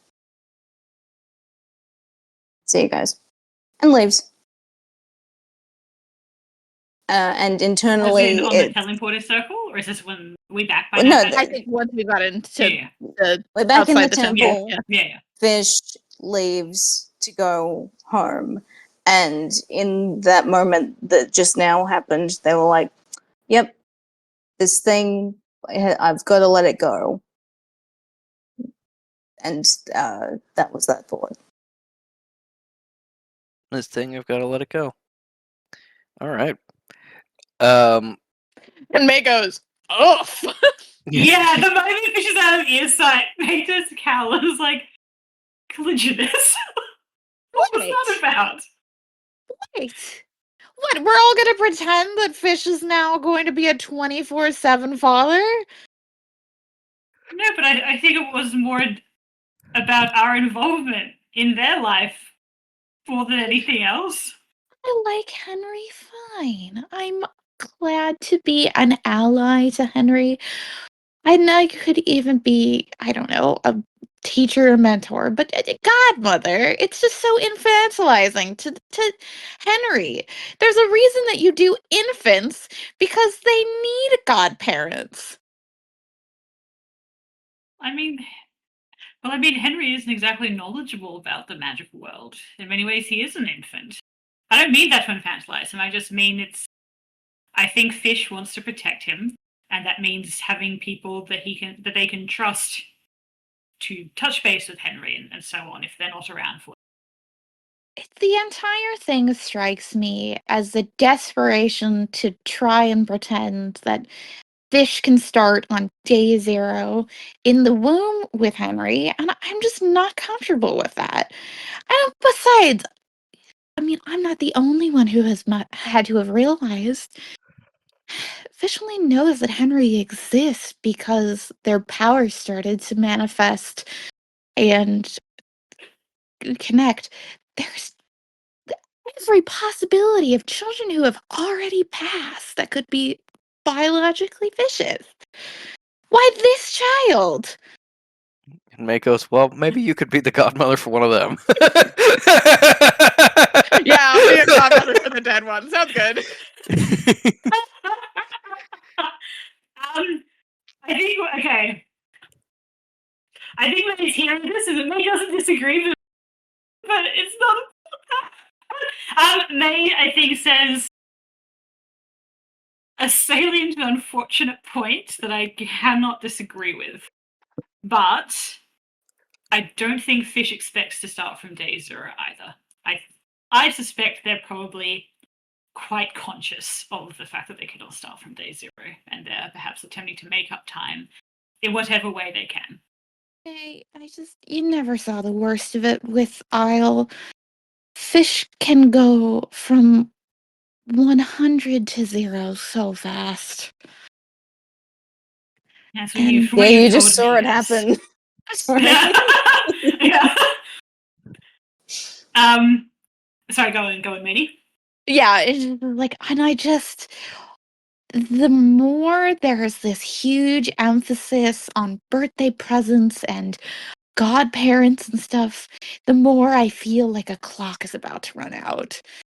I think if they're not pacing themselves and treating this more organically as a relationship of not trying to speed run the entirety of Henry's young life, the more chance there is of this being able to be maintained at all. Because if it isn't, I think Fish is going to burn themselves out and be bored of Henry in a month, if that. Maybe you should say that to them. That will go well. Oh, that will go so well, May. Well, perhaps I, as the godmother, will say that to them. Yes. I'm not You and I both trying know to be Fish has never cruel. been the best at the whole relationship thing in its many forms, but I do think they're trying Congenus, and I think we have to give them some benefit of the doubt. Yes, but it's a marathon, not a sprint, and this feels like sprinting behavior. Well, I tell you what, maybe not tonight, maybe tomorrow. I'll go get a drink with them and we can chat about it. If you really feel like you can't speak to them about it. Yes, I don't think they'll listen to me, but maybe they'll listen to you as the godmother. As the godmother. Maybe consider saying something about the godmother situation. I don't think now's the time, actually. In terms of you seem to be feeling some kind of way about that. Beyond what you said. Yeah, you seem, dare I say, bitchy about this whole situation. Instead, I think instead she'll maybe turn the conversation towards Dean. Because would they have immediately given May Basically, Cal is like, this is the situation. I think we should get Jamal to call center, and basically we will turn. I think we need to turn center in. I'm very worried about the reflections being flaky, and I'd feel much more secure if center was in the holding cell at the sanctuary, and we can play it where he's like, "No, I'm innocent. I'm just turning myself in as a good show of good faith." But I do not feel comfortable with assassins going after him. I hate the asshole, but he shouldn't die. I guess. Yeah. Which May is basically like, yes, I think it's also, and not me. I think I should not be involved at all. If you don't, Ready. I would never force you. Yeah, I'll talk to Jamal about it. And hopefully Fish talks to Ezekiel, because I hate this. Well, I don't surely think- Henry will be a bonding thing between them. Yes. Oh my. They would tell Ezekiel. They would tell Ezekiel, right? I think so. I hope so. Maybe. Just only because, can you imagine if they didn't, and then Ezekiel found out, and that would be. Yeah. Yeah. Well, they're very, I don't know, they're bizarrely close. I have to say, I actually kind of feel reassured that your reflection is insane lunatic, because if I had to watch you two become friends, I would have vomited. And so maybe one day I'll actually meet her. Wouldn't that be interesting? I hope she dies before that happens. Relationship's still young, Collisionist. We will be the best of friends. I'll live vicariously through her as she beats the shit out of everyone between you. Yeah, I think. What time of day is it now, Patrick? It is getting on towards noon. It's about lunch. Okay. And I I think you have your meeting is like at 2. Okay. Yeah, May is gonna sort out the teleporter shit and be like, "Yeah, no, we'll pay you when we get there. It's on the credit card." While they're walking back, I think Cal starts to being like before when they're like getting there and like right before they're like celebrating, Cal's like, I don't have to apologize to Fish, do I? That wasn't like that level bad. I don't think it would hurt. I do that. Perhaps it's less a matter of right and wrong and more a matter of making amends. Perhaps we could approach it that way. You know, that is a good way of looking at it. Of like, when Fish is having a temper tantrum, it's so much harder to work with them. So for the good of the plan, I will save face and humiliate myself. Sure. I will humble myself. I'll bring myself down to their level. Yes. Truly, you are a saint among men. Stop.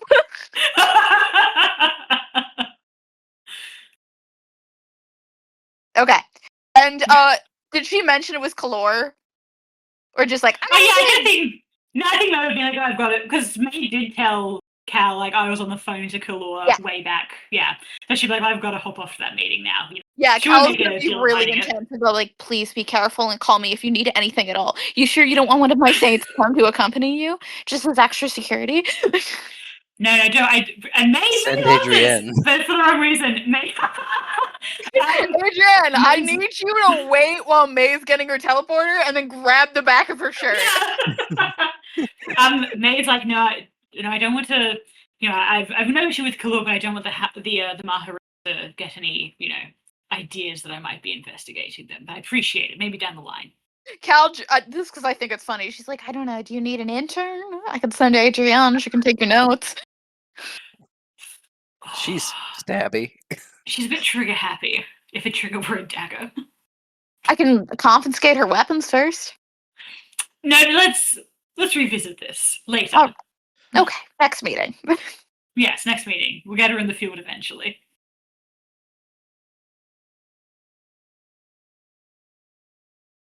Yeah, and May teleports off to Kalor and is like, this is there's a lot of stuff happening today. It's a big day. It's been a big couple of days. While we're scene transitioning, do you gotta go soon? I mean, we started late. I'd probably want to go by the next 45 minutes. Okay. We will definitely wrap up in 45 minutes. Yeah. I was also going to ask that.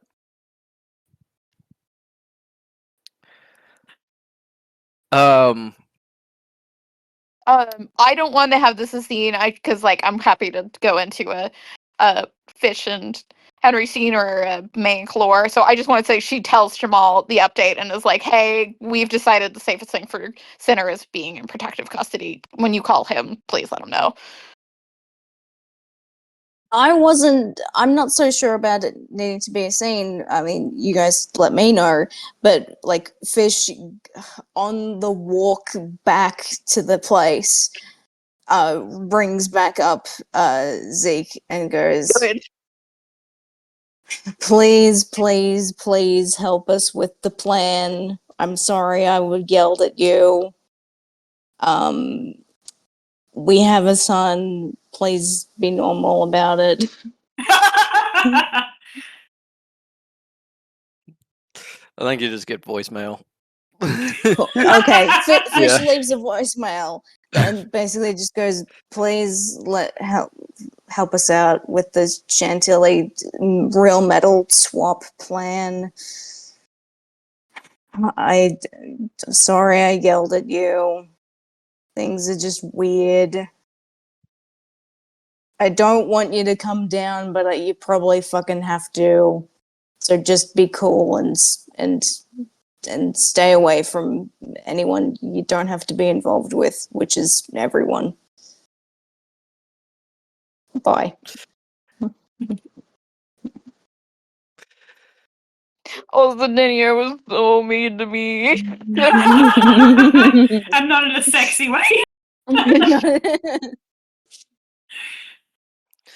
As May calls up the teleporter and heads to her meeting, gets the address, gets the payment sorted out, probably calls Kalor's like, "Are you gonna pay for it?" And, yeah.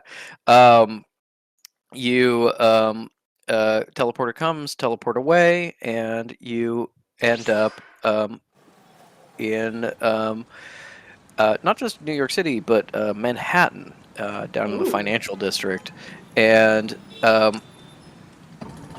there is a lot going on. You end up kind of on a street corner in front of an office building, and you have the address on a little piece of paper. You walk into the building. It's a nice place. Doors close behind you on a little lobby. There's a doorman, and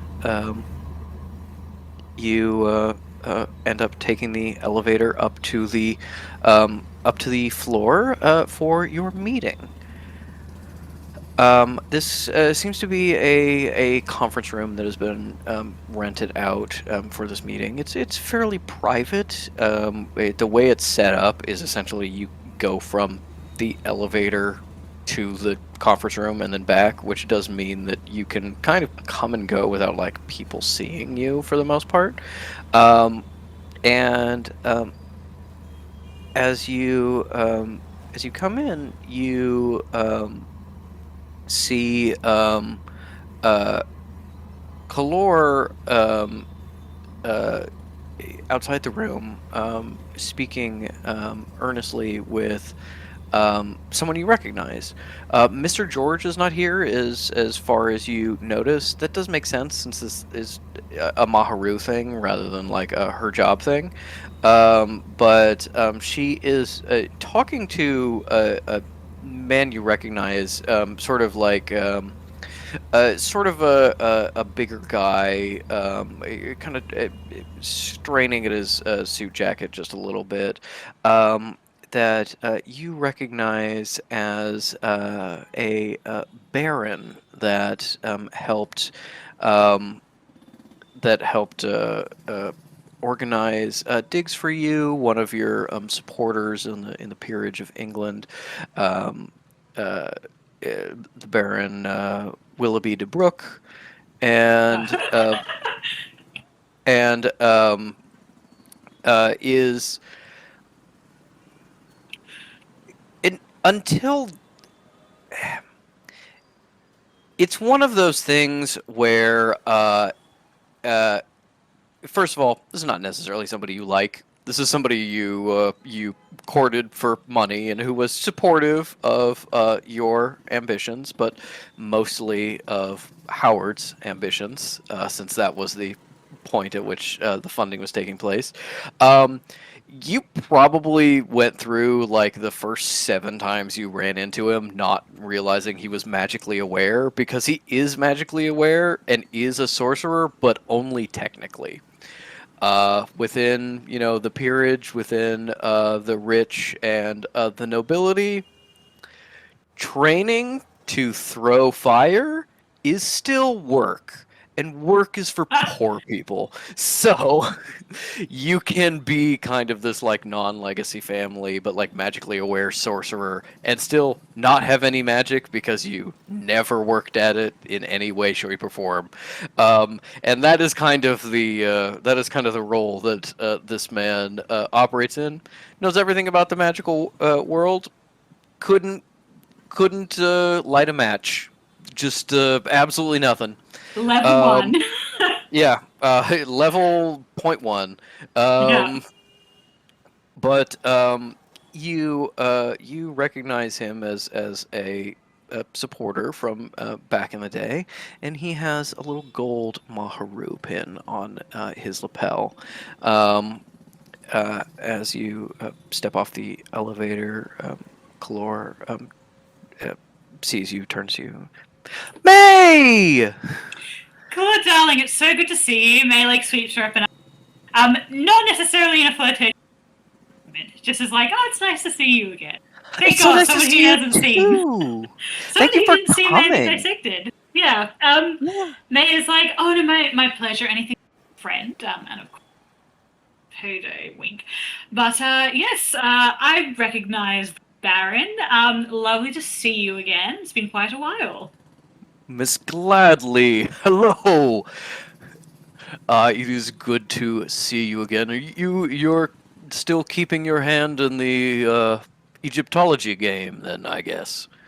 Oh, I suppose you could say that. Then my interest, as of late, professionally, the ancients, but I can't resist back in. Quite a passion.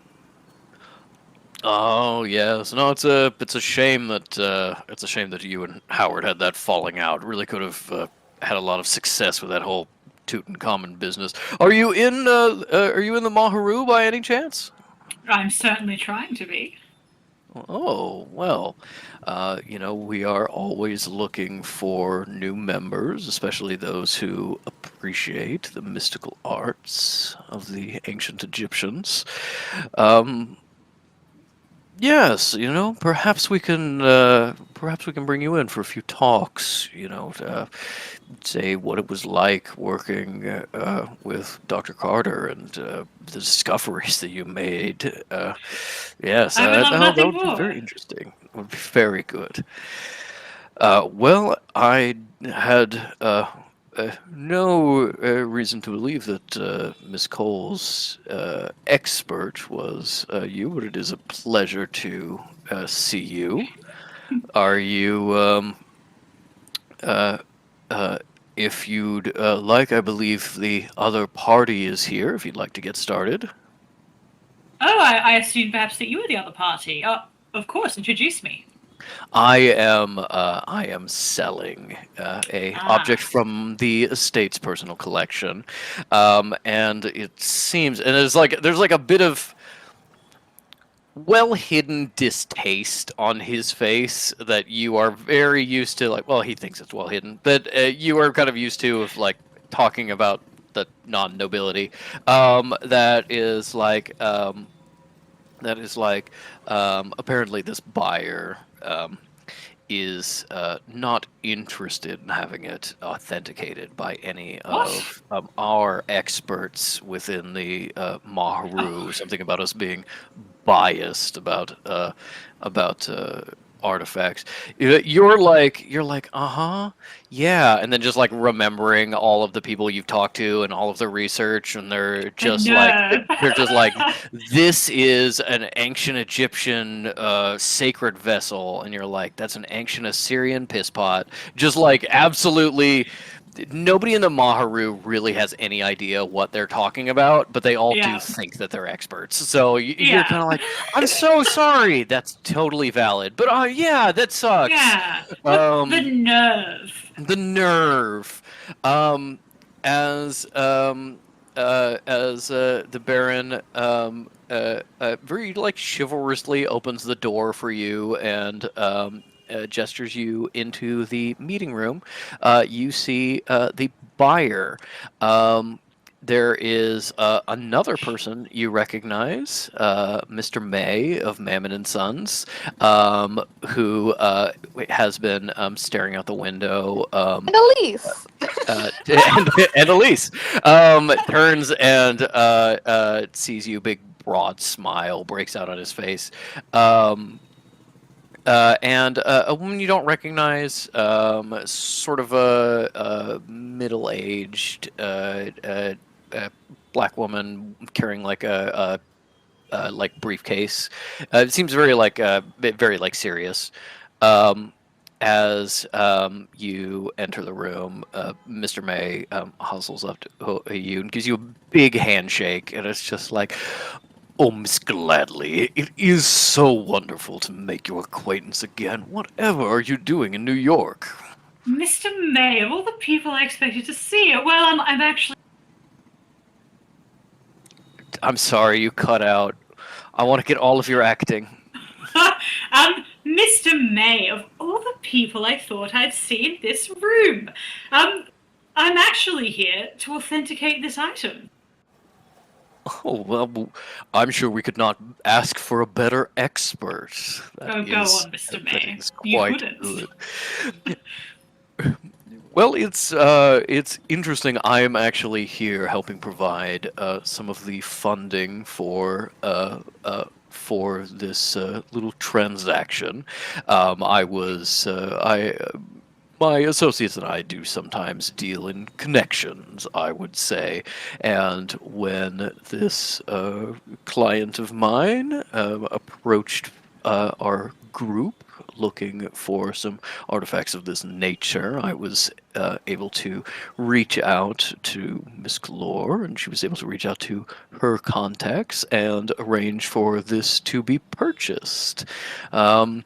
But it is quite a strange coincidence. Our office is, at least our local branch, is about 3 blocks that way on the 15th floor. If you would like to come by afterwards, or I would perhaps be honored.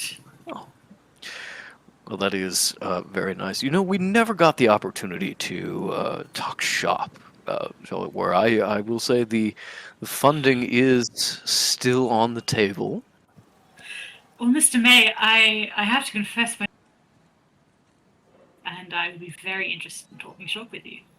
But of course, I don't want to be unprofessional. Something else. Oh, of course. Kalor is as kind of bristling, you see, kind of like narrow-eyed, looking at Mr. May a little bit. He goes, "Of course, entirely rude of me. May I present Miss Ake, who is representing the buyer here?" And she steps forward, very, very like no nonsense, but still comes forward and gives you a handshake and says, "Please call me Carmine." Pleasure to meet you, Carmine. I was just thinking that why is that name familiar? I didn't want to be like, Patrick, has to be Carmine because you're racist and you only have one black woman, which is Okay. the That's only not reason I true. didn't Okay. say it. I clocked it as Carmine immediately. I just didn't want you to call me saying that I was accusing you of being racist.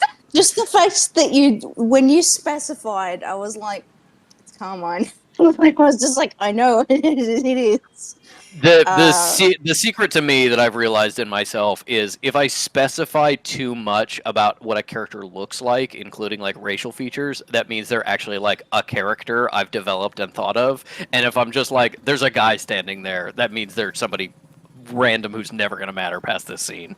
Yeah, and that's how we know Mr. George is Jonas, because you've given us a full description of this nature.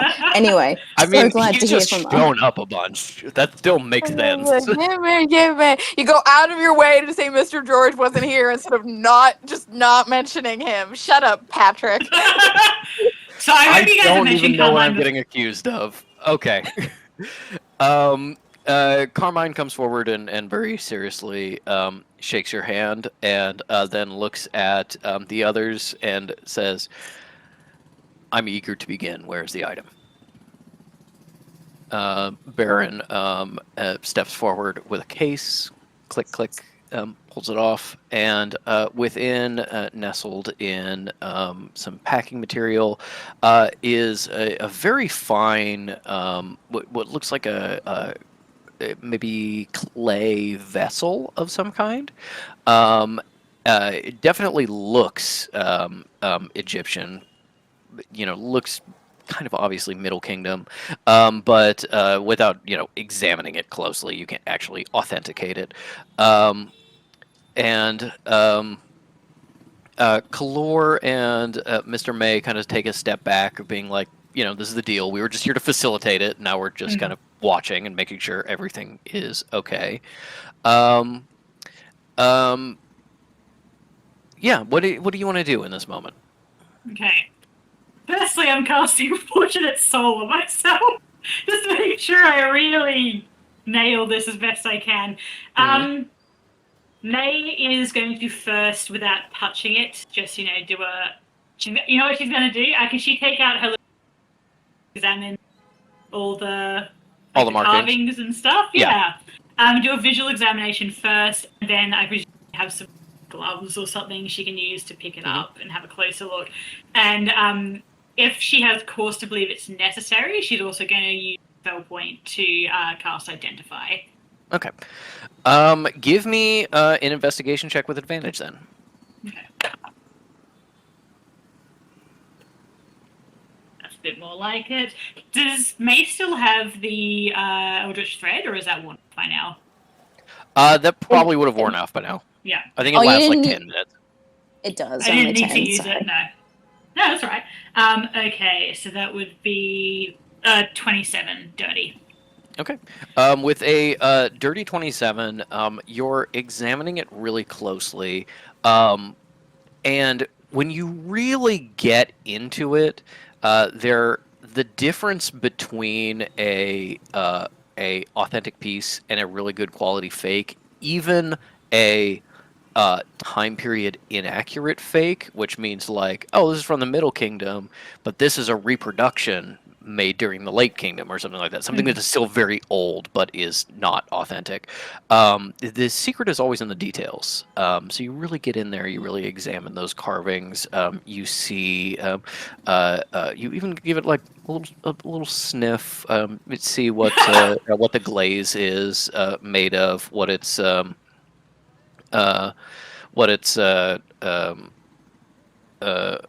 smells like. You're getting all these signs of authenticity, that this looks like a Middle Kingdom ritual vessel that is most likely from a temple somewhere on the Nile. And as you start to pick it up and examine it really closely, it does have... the difference between hieroglyphics as a writing system and hieroglyphics as a old form of symbol magic are really hard to tell by non-experts. Essentially, non-magically aware archaeologists just think it's a different writing system, just like a different dialect, essentially. But as you're looking through it, you do see that this is at least supposed to be a magical item. What it does, you're not 100% sure as you're examining it. It is sort of like a bowl with these inner ledges on it, and a spout that is the mouth of a hippo. for like pouring out water. And yeah, you're just examining it really closely, and everything is throwing up flags of authenticity. There is it's not just a matter of this being a nice piece. This is also a piece that is very well preserved, that's been taken care of. You're getting the sense of not like this was on someone's mantle. You're like, this was in someone's private collection that was properly stored and behind glass and is now being sold on. Like this was taken care of. You are not been the first professional to handle this before. With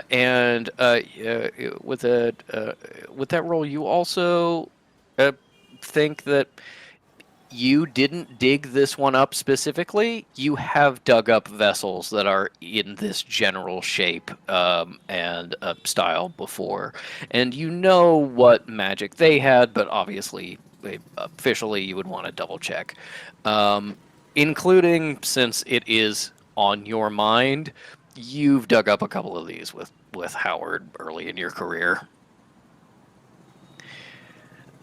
Yeah, I'd say the next step would be give me an identify spell. Yeah, and she'll use spell points, so it's quick. Okay.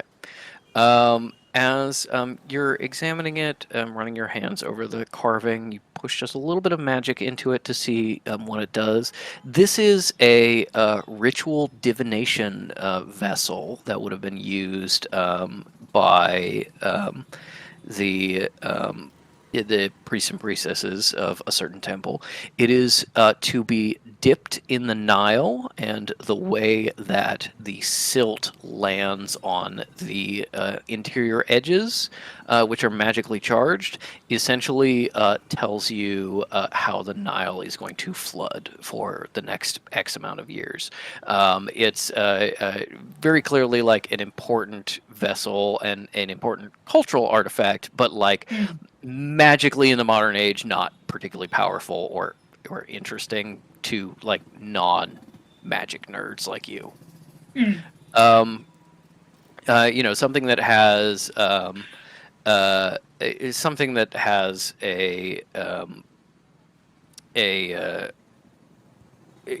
lot of potential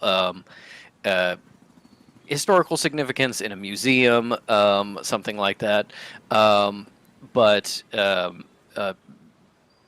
not something that like the average person would be like, this is super valuable. A collector would appreciate. Yeah, that's what you come up with. You just kind of share that to both parties. Okay. Yeah, May does very much show her appreciation for it as well. The piece has been very well kept, stored. Blah blah blah, magic, etc. Yeah, it's not like she's trying to oversell it, but it's like an exciting piece to come across. Yeah. Give me a insight check, I think. Oh, okay. 15, and I'll boost it up with a flashing because I don't know who I'm doing it for. So that would be a 19 then. Yes. Yeah. Sorry. Both Kalor and Mr. May are looking at you with a lot of appreciation, watching you kind of do your craft. They're very like, oh, she's very talented. Kalor's kind of got a soft smile. Mr. May looks almost kind of like he looks like he's successfully hunted. He's kind of like, and then she'll work with us. This is such a find, that kind of thing. The Baron looks very proud and puffed up in that way of being like, you said this was authentic, and I had it, which means I'm cool. I'm a cool guy. It was well taken care of because I'm a professional. Everything you're saying is being filtered through his own ego. Yeah. The interesting thing with a 19 is the woman across from you, Carmine, is very much taking in this information and analyzing it. She's the only one who you get the sense is fully listening to everything you're saying and trying trying to like put it together to like assess value. It doesn't. She doesn't have this like seeming emotional response of someone being like, "Oh, that's a cool piece. I must have for my collection." And you're like, "Okay, definitely not buying it for herself, buying it on behalf of somebody else. She doesn't actually care about this piece in any way, shape, or form." But you do see the wheels turning of her like doing this. As you finish your little presentation, Mr. May steps forward with a bit of paperwork, has you officially write out what you think it is and sign it as a certificate of authenticity as you're putting provenance on it, as you finish up and step back, Kalor comes over to you, gives you a little like tap on the arm, and says, "Thank you, May. You were perfect."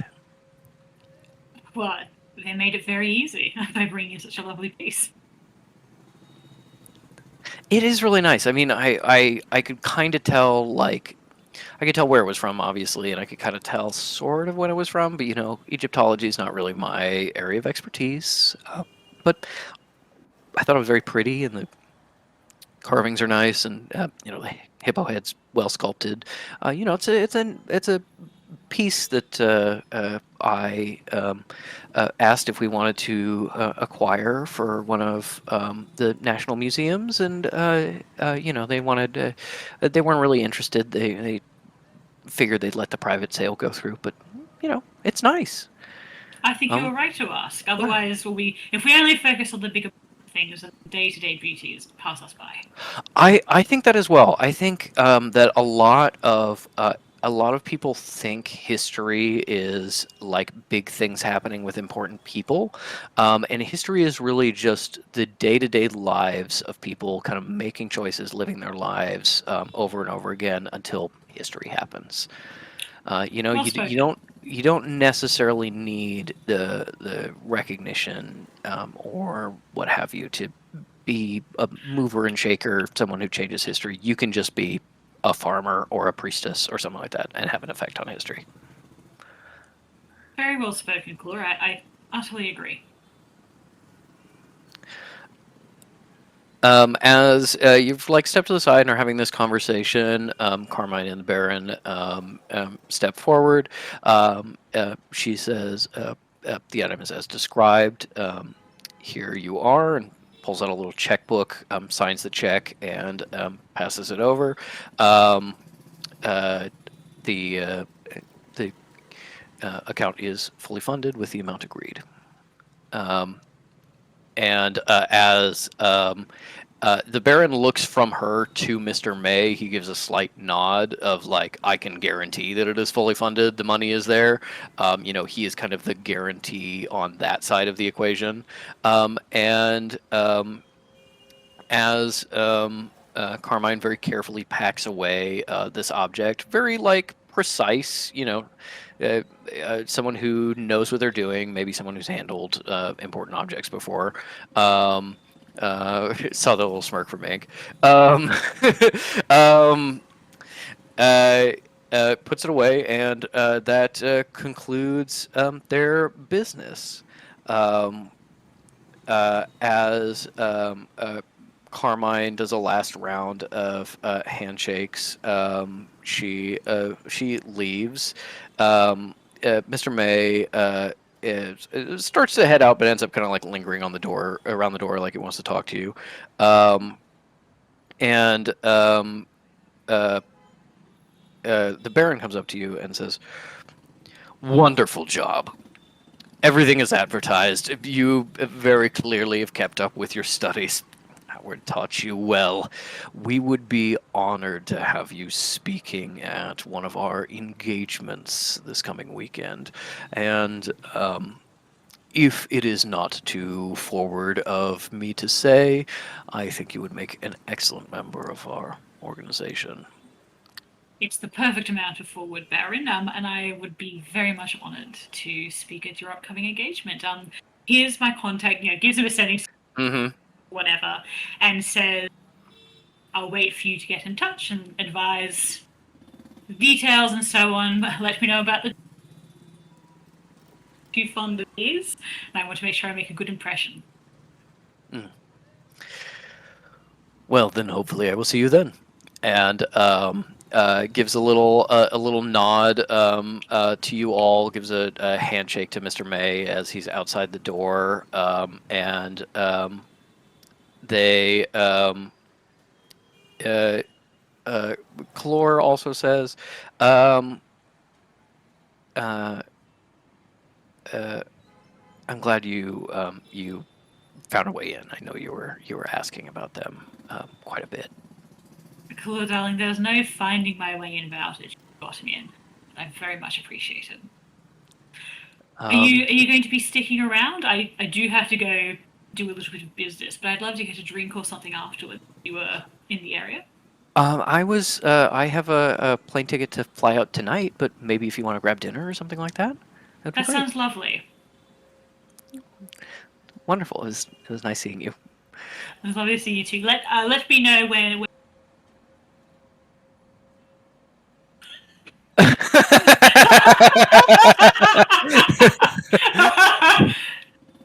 You know what? It's just a business trip in New York. Nice hotel. Maybe you get a little champagne. No one up has the to know. room. I would possess my cow to type that message. You were Oh, right. Moody, of course, appreciate it.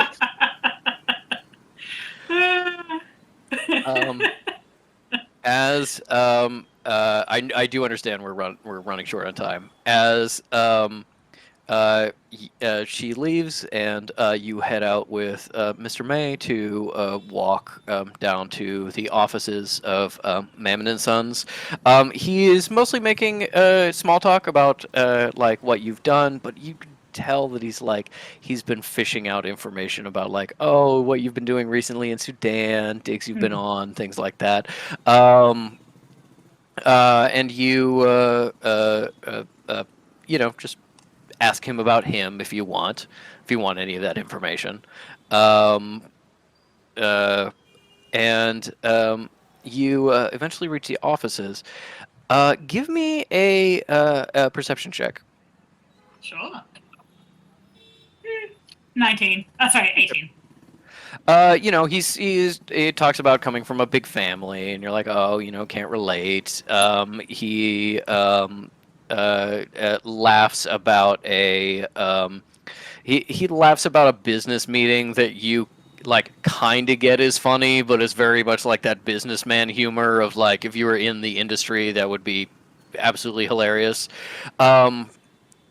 Just a very, self-confident, charming person who's doesn't seem to have that barrier between this is business and this is pleasure. Everything is always business, and his whole personality is in that.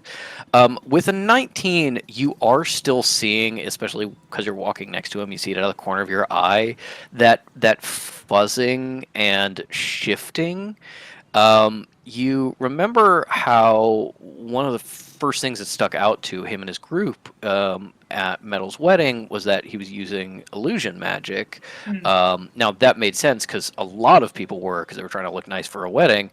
Maybe he was trying to look nice for a business meeting, but you're not really sure if that makes sense. But you realize you can still see it. He's still under it as he's walking you into the office. Okay. What's the office look like? What's the vibe?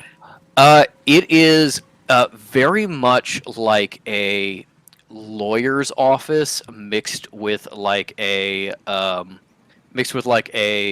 high-end social club for rich people. A lot of leather couches and dim rooms that smell of cigars. A lot of personal meeting space. And as doors open, it's mostly rich mahogany, black carpets, red drapes, things like that. Very high power attorney office. Well, I mean, there has to be a cliffhanger because we're running out of time. I don't talk that fast. as you step into the office, he brings you into a little room that would normally be a meeting room, but it's very clearly like two armchairs around a little circular table, and he goes to a sideboard, offers you a drink or some imported mineral water. Everything here is very fancy, and everyone you walk past, the person at the front desk, colleague you walk past in the hallway, all also seem to be shimmering under that illusion a little bit. And as you settle down, wrap up your small talk at the table, he says, "Well, Miss Gladly, I'll get down to brass tacks. We're very excited to bring you on to our organization, if you are, of course, interested. Now, we offer a number of different packages based on the skills of those that we're recruiting. I believe I spoke to you about this a little bit at the wedding. I personally have been given a little more leeway by my superiors to, once again, promote talent that may not have immediate dividends. I know that you are an expert in ancient technology. If you would like to, if you have any ideas for inventions, especially products that we may be able to bring to market in coming years, we would certainly be able to fund that. If you have a more open-minded idea of research you would like to do, funding for another dig, for example, something I put forward earlier, another searching for some more ruins like those that you found. And we can create a more open-ended pay schedule. What we typically offer many of our young creatives and inventors is a small down payment from you in exchange as a show of good faith, a signing for us, so to speak, in exchange for full funding of gold enough to set up a lab or needed assistance, equipment, things like that for at least the first year of operation, with us having a stake in the final product. Depending on the agreement reached, we would either be sole distributor or sole controller of that product, or all the way down to receiving a percentage of gross for the invention. And obviously, research is a little more open-ended, a little more flexible. Is there anything like that that piques your interest that you would like funding for? Yes, I would be very interested in doing a dig. There are several locations I have in mind, but I would need to write out a report and obviously, of course, send that to you before I can decide on one, and you could decide on one, obviously. There are some potential inventions, though I must confess that I've not recently thought of them just because I didn't. So again, I would need a little bit of time to select through those. I think the first things you're thinking of like inventions, of like things that need to be novel, you're like, what have I been studying recently? The rod of vibrator.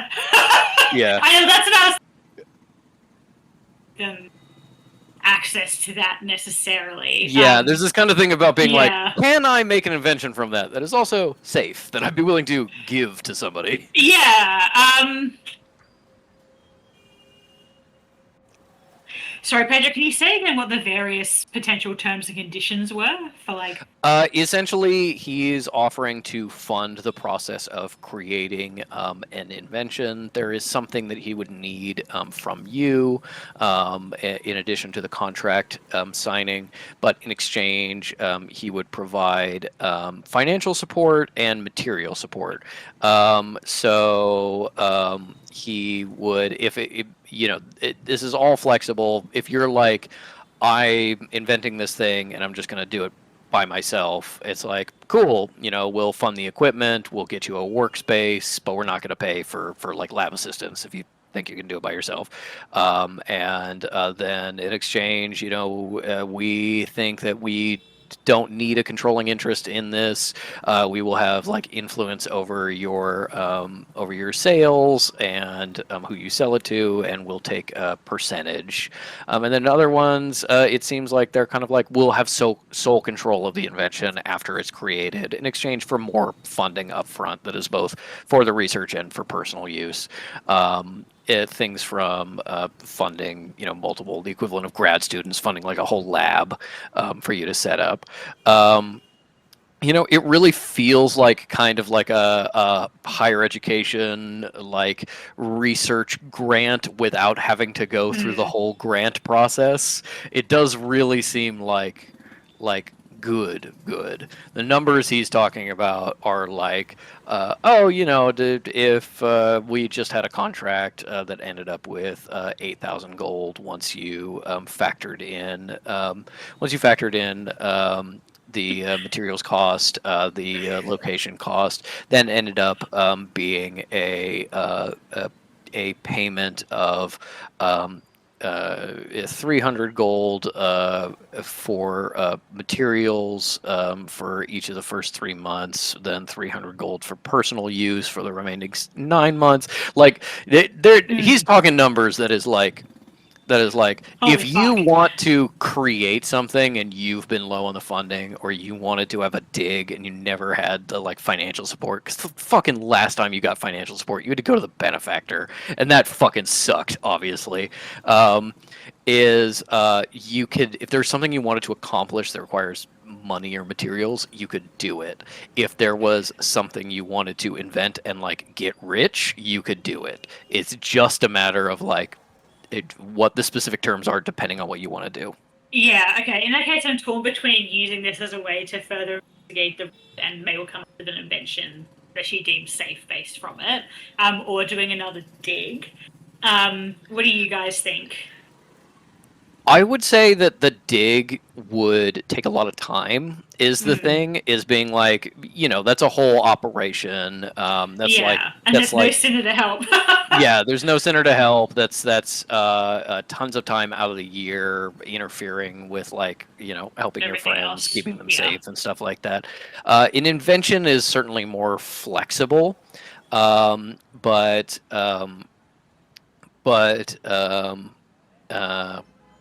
it has the problem of being like, you do actually have to like have invented something on the other side of it. You can't just take the money and be like, I'm using this to stop crime, and hopefully I've got an invention at the end of it.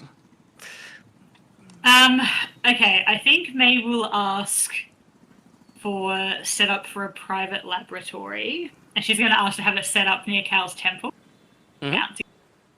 And in her mind, she will be investigating the rod and hopes that some, at least somewhat safe magical device will turn up from that.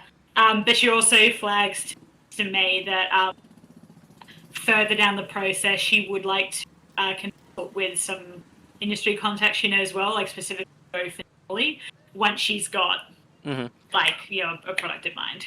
One of the things you get in this kind of chat is like, this is very like direct support for a young creative. Most of what they seem to do is like information dealing in a way. They put people together.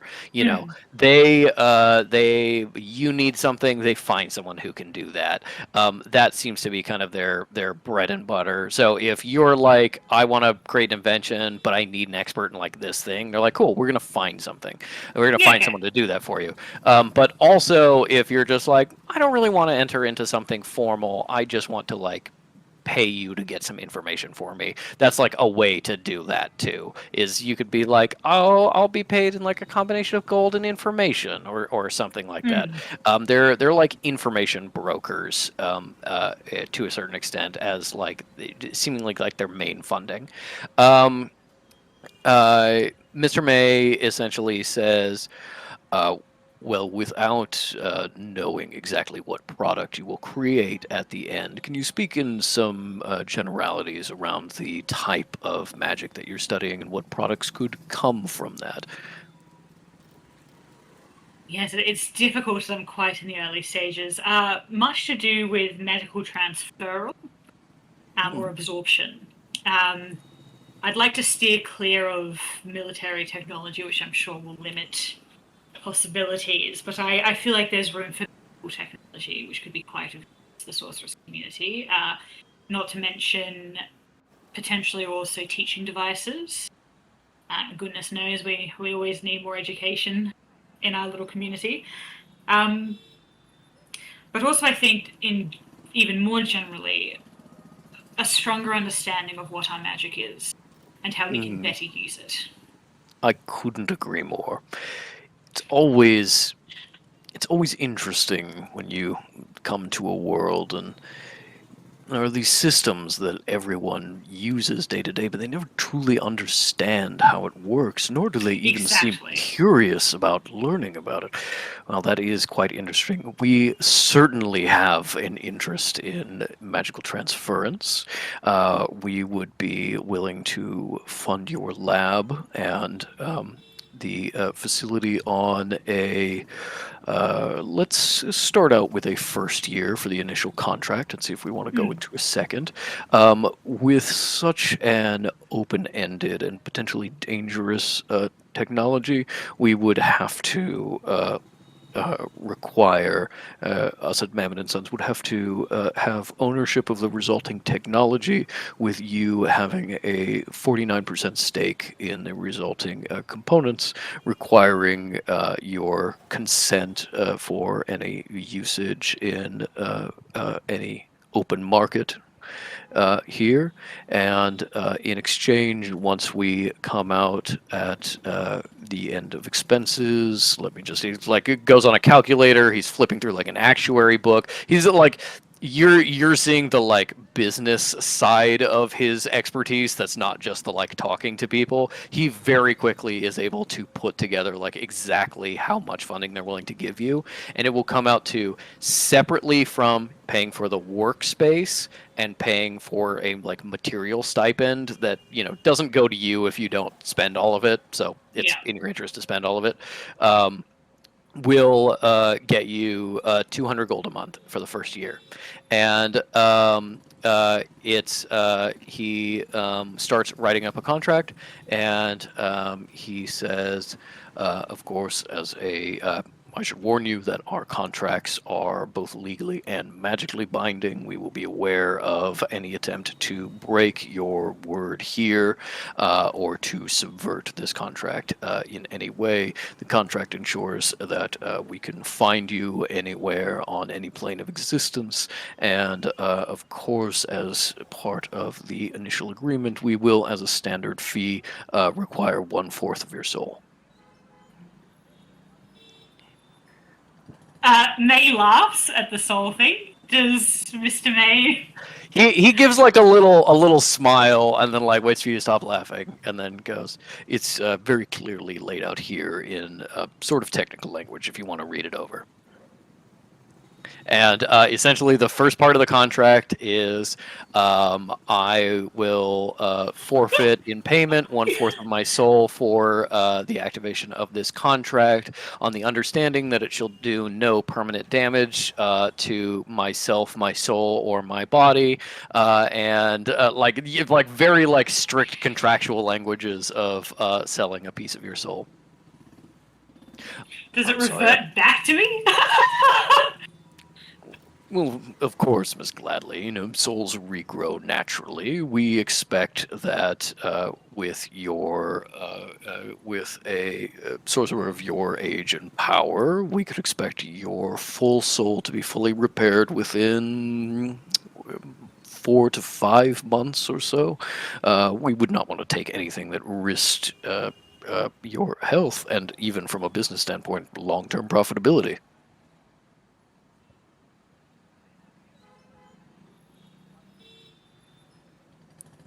I would be remiss, of course, not to have my professional look over this me, Mr. May, I hope you don't take offense, but I take my contract very serious. Of course, I would perish the thought. I would never do a deal with someone who did not take a contract seriously. I understand that the soul may be a bit of a stumbling block for you. It is for many of our clients who have not dealt with Mammon & Sons or other brother and sister organizations worldwide, but it is an unfortunate limitation of the way that we operate. We have found that souls are one of the few currencies that are able to transfer cross-dimensionally.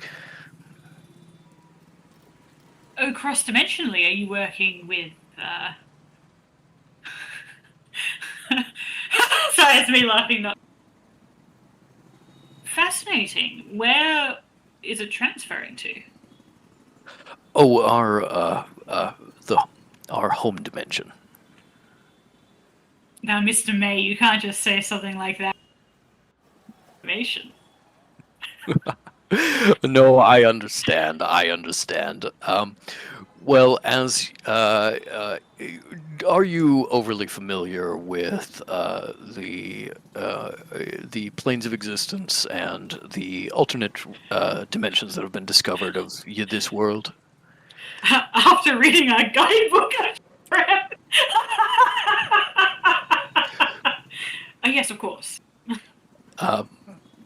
The place of our people, my associates and I, are from a place that would translate in your language to the pit or the eternal rings. We are not just a multinational corporation, we are a multidimensional corporation. That's very impressive, I have to say. And makes me all the more determined to look over this contract more seriously. Of course. Well, it has been an absolute pleasure to meet with you, Miss Gladly. Can I offer you anything else on your way out? Another water or anything? No, but I very much appreciate the hospitality. If I were to get back to you in a week, would that be acceptable? Of course. No, please take your time.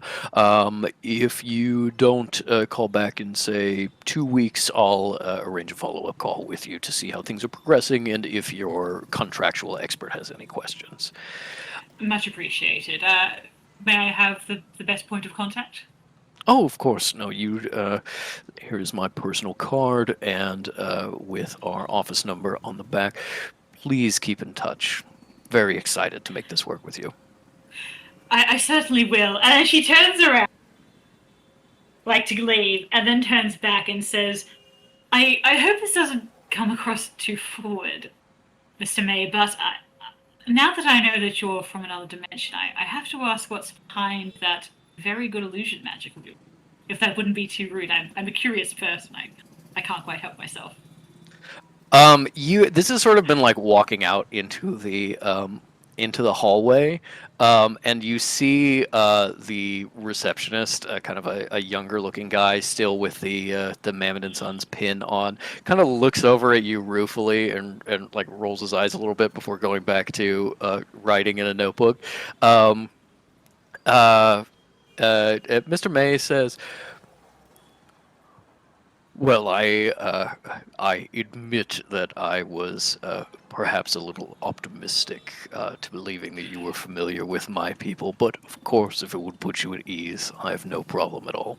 And he removes a ring from his finger, the illusion drops, and the facial structure is in broad strokes the same like very masculine lion face, but the nose disappears, flattening down into a long, wide nostril nose.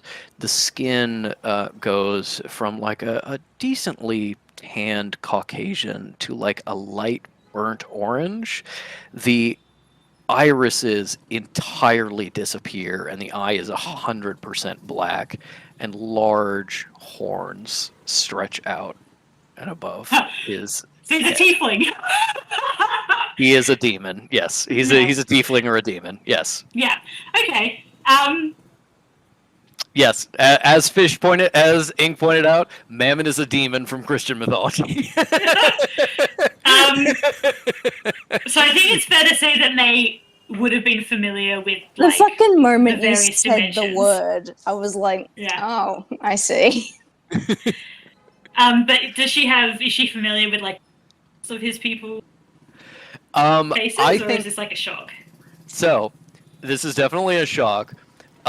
Fish knows demons theoretically exist because during the Korea arc there was this roll of what a succubus is, that you rolled very high, and a succubus is a subclass of demon. This is one of those things where it's like, this is the equivalent of like the Mimikwisu or mermaids or something like that. You're like, oh, I thought you were fictional. Yeah. I have heard some things about you, and I thought they were fictional, and you're real, and that's a little distressing, and I am doing my best to hide it, and we'll see how that works. Okay. Can May, I guess, roll to like keep a handle on herself? Yeah, no, I'd say that's kind of give me a charisma roll, a flat charisma roll. That's not good. What is my flat charisma? Okay, that's a 6. I'm gonna boost it up to 10. I don't want to be offensive. You think I've got to not flinch, which means instead of flinching, you go so still, your muscles like lock, and the color drains from your face as Mr. May gives you a smile. You see it's like very jagged tooth smile with inset gemstones on some of the larger teeth, and he says, I'm very excited to start our working relationship. Okay, I think May, even though she's, not really kept good control of herself too much, manages, the English takes over her at this point, and she says, well, I must say I understand now the magic, but it is a pleasure to be meeting you truly face to face first time. Thank you very much. There's even this thing about being like his eye line has slightly changed. Like he's definitely like 3 inches taller than his illusion was for this like 6-foot guy. But and the horns are almost scraping the ceiling. But yes, May very tactfully runs away and gets out of this office building and wonders what she's gonna do next with this information. Yeah, am I gonna make a literal deal with the devil? Yep. And with that, hey, contractual magic. Contractual, yeah. With Jesus Christ. With that as our ending, we will close this session of Well Dressed Bones. Starting next session with our time skip and the new arc, as well as a decision of what May is going to do. I did warn you when you said I want to focus on the deal with Mr. May in the time skip. I warned you to wait. Yeah, I'm glad you did. I warned you to wait to make that decision. All right. Thank you, everyone. Thanks for playing. We will see you next time.